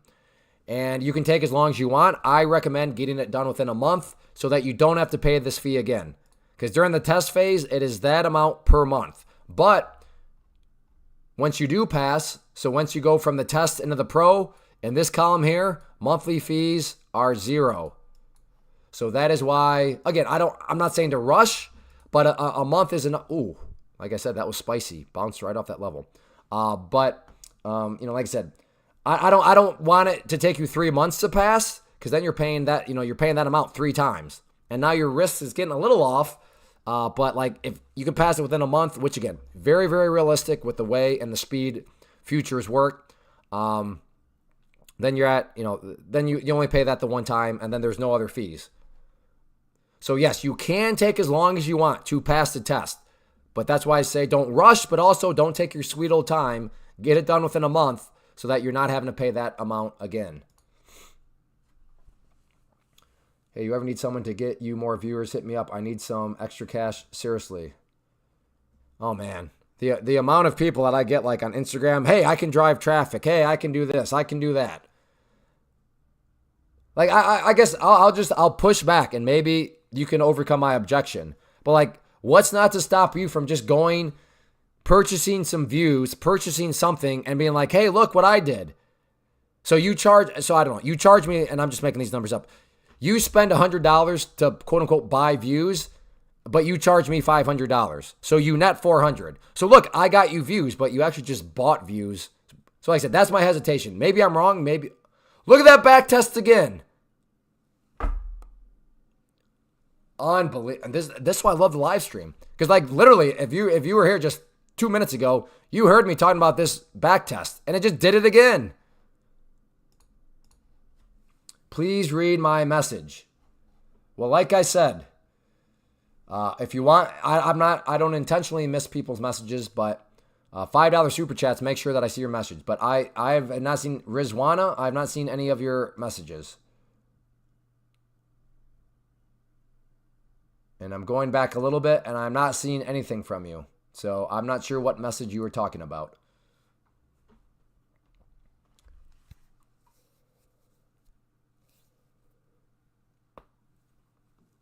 Well, we're at the backtest location again.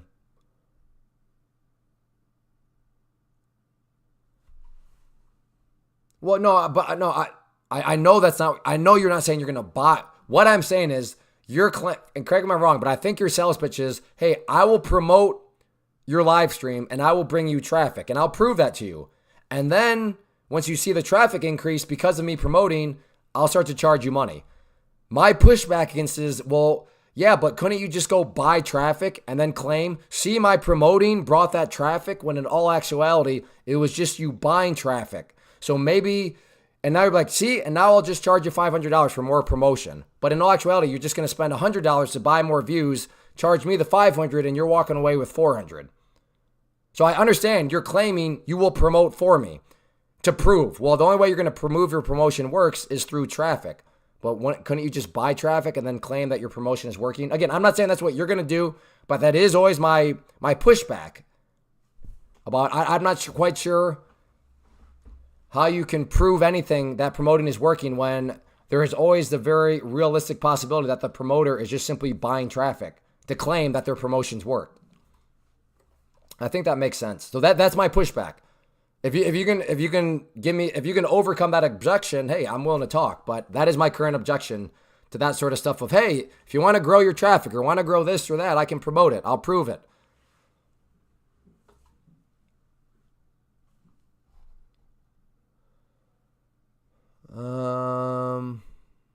Let's see, what would that be?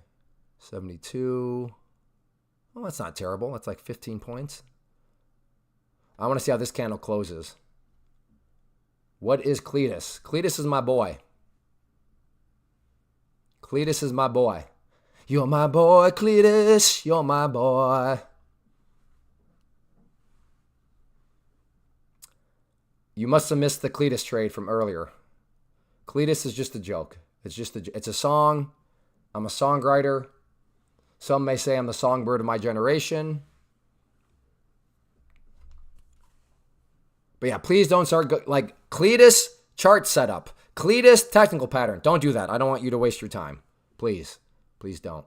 And I'm glad I waited to see how this candle would look because, yeah, the setup that I was thinking is not anywhere valid. All right, well, do you get short here at the overnight low and your stop is like right here above these at that level? I could see that maybe making sense. Andrew is either gone or he's typing me up a huge in-depth rebuttal to my objection.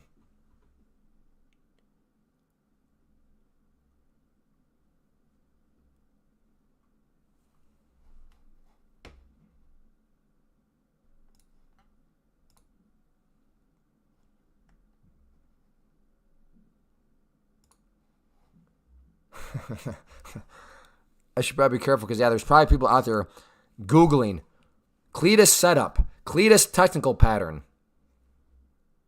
Oh, my goodness. Did it hit that overnight low? It didn't hit exactly, but did anybody take that? I mean, I'm done for the day. I'm not trading anymore. It's Friday. Smoking some pork shoulder. Gonna have pulled pork tonight.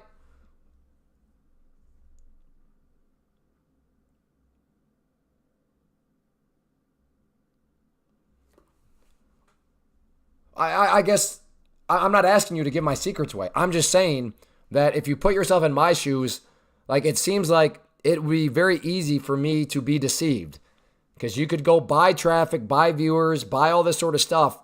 And then when I see stuff increase, you're like, see, my promotion works. When in all actuality, all you did was you just bought viewers or bought whatever.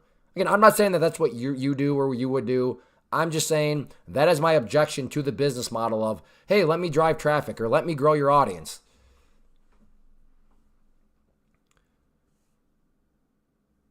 Is NVIDIA breaking? EJ, what? EJ, are you day trading NVIDIA, EJ? I want to have a good Friday. Please don't tell me you're day trading NVIDIA, please. Then why don't you? Why don't I what?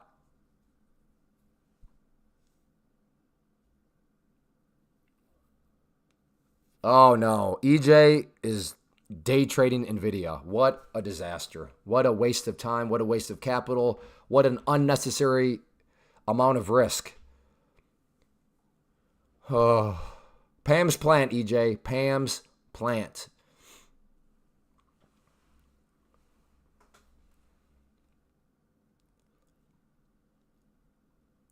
Andrew says, then why don't you? Why don't I what? Is my question back.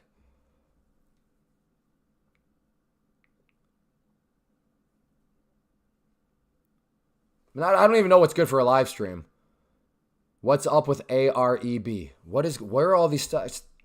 Ziggy, why? What's up with AREB? You already made, no, a little bit more than that. Because that's just on NQ. Is that not showing up? Yeah. On NQ, the one type of contract, 665. The other type of contract, the less volatile one, 93.50. Do you own promoting or buying viewer like, oh my goodness. Dude, my friend. Okay, I'm gonna say my objection one more time. You are telling me that you can promote for me to drive traffic, to drive viewership. That's what you're telling me. My rebuttal against that is, Andrew, but what's not to stop you from you buying viewers for me? Let's say you pay $100 for these viewers. And then you tell me, hey, Clay, look, my promoting worked. Your viewers went up. I'm a great promoter. So now I'm going to charge you $500. So then you go and you spend $100 to buy viewers. And then you say, hey, Clay, look, it's working. Even more ownership. Another $500 that you're going to charge me. So in other words, you're charging me $500, and then you're taking $100 of that to buy viewers so that you can say your promotion is working. I'm not saying I buy viewers, or anything. I'm saying that's what you could be doing to me. That's why why I'm sketchy, why I think let me promote for you, let me drive engagement, let me grow your traffic. It's like, well, yeah, but what? I don't know. I don't know if you're actually doing that or just buying viewers.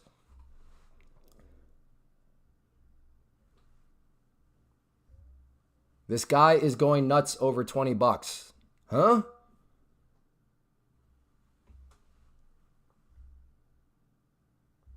Because you'll see actual advertising. Okay, so you're going to spend money then. Like I said, I'm just offering the objection. I'm open to you being able to overcome the objection. Like I said, that is just my current objection.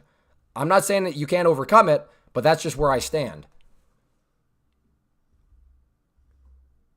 You are shorting AREB. I cannot think of a dumber thing to be doing than shorting AREB. Wow.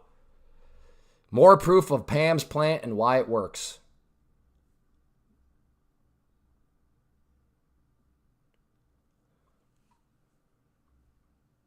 This guy's going nuts. Yeah, $20, that's a lot of money. $20, I mean, that's like a tank of gas. That's like a McDonald's hamburger. Man, money don't grow on trees. I'll take $20. I think Jose's been scrolling through Instagram a bit too much.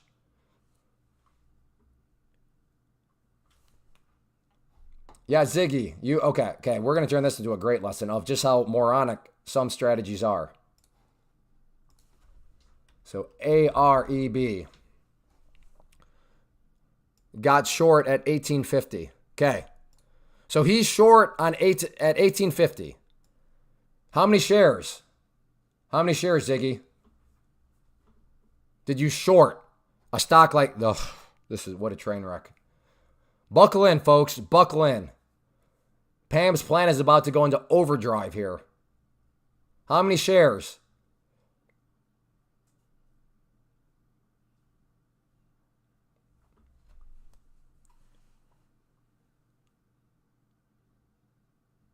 But you just said you'll see actual advertising. I understand I'll see actual advertising, but like there's no way for me to know that that actual advertising is working because you could just go buy views, buy traffic, and then claim that that advertising is working.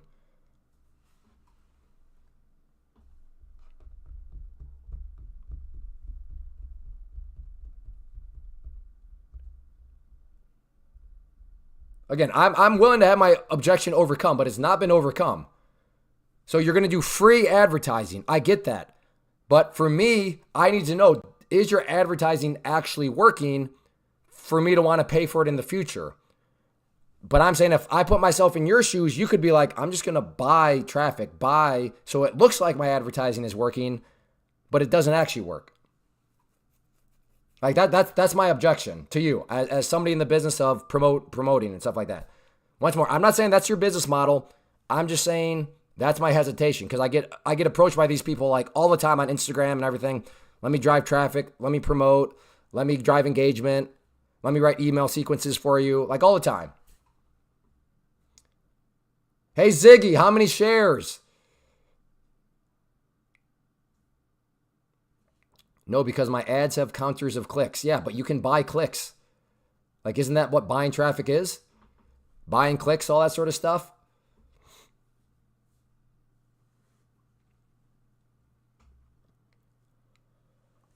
And I think I'm doing okay on the live stream. I've only been at it for 2 months. I think our record concurrence right now is 139 people we've had. I think I'm doing okay for only a couple months in. 0 monthly after you pass the test. Correct, JM. Correct. All right. Well, since Zigley is, I think, no longer here, I'm going to turn this into just why what he's doing is one of the dumber things out there. Truly dumb. So I don't know. Let's just say he went short right here at 1850. 100 shares. That means he needed $1,854 of his own money to get involved. And he's going short. Now, what do we notice about this stock here? Not that long ago, it was down here right around, let's just call it $1.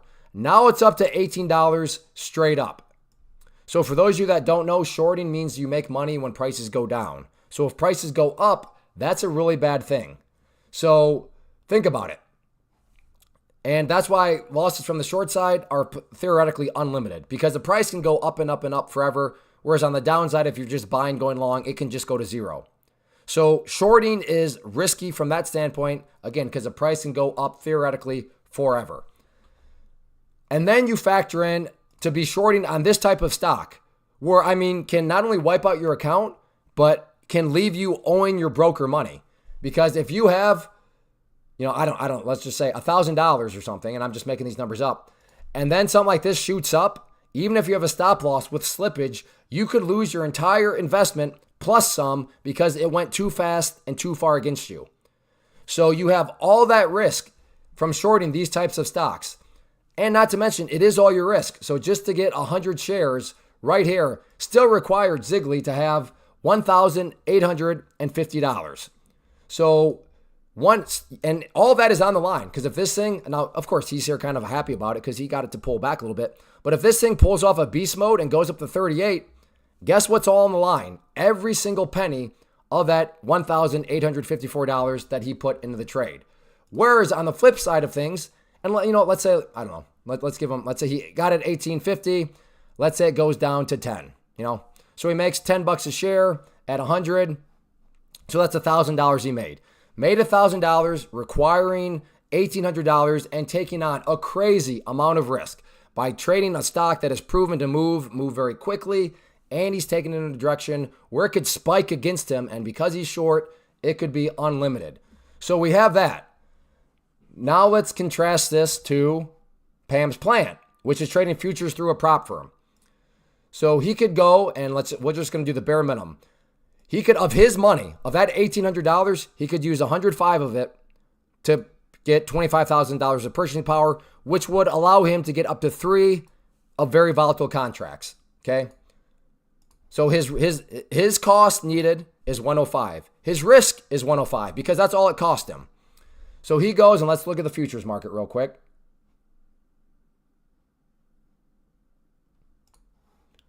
And so this move right here, and we'll keep it conservative, but this move was right here, and then it went up right here.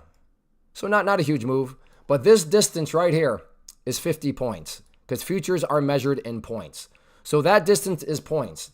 On this one here, we're doing the MNQ. Now you can make it more volatile, but we'll do bare minimum. 1 point equals $2.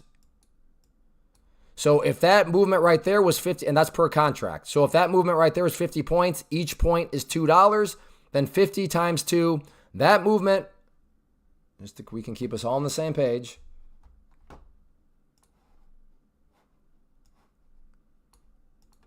$50 points, each one is $2.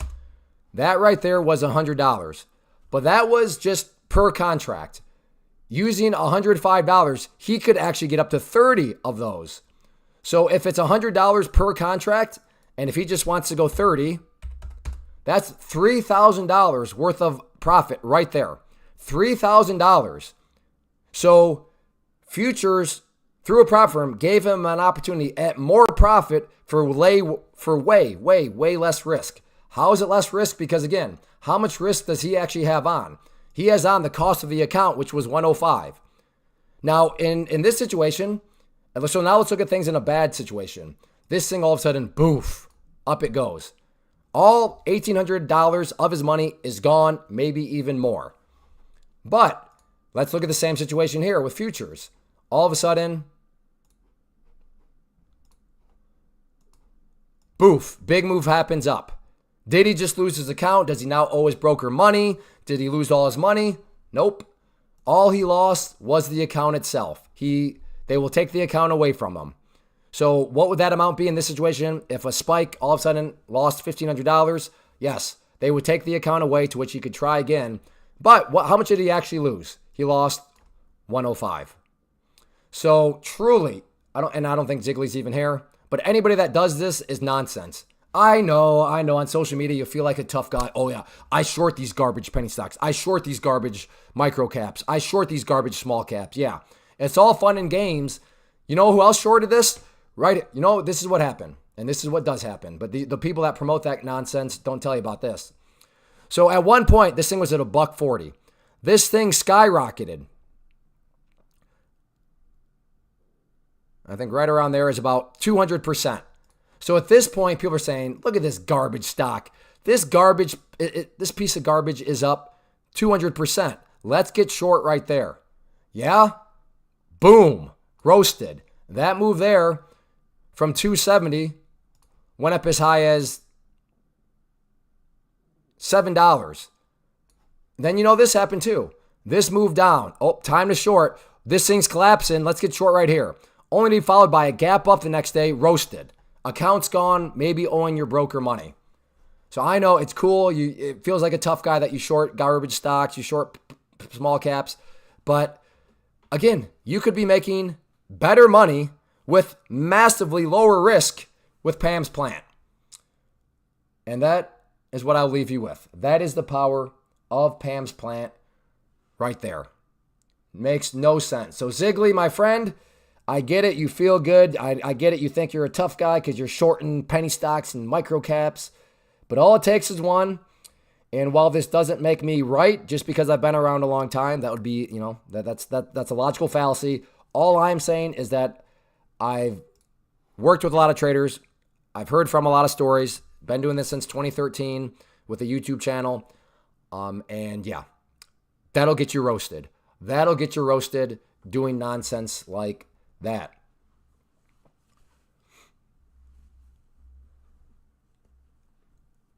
You give me a free tip. You can block ads for your viewers for free. But do I make money from those ads if I block them? Because I am running a for-profit business. I've been away from my family. I work at home, but I've been away from them for the past 3 hours and 12 minutes. So I am, this is for-profit. I think I owe it to my family to try to monetize my time a little bit. So can I make money from those ads that I'm blocking?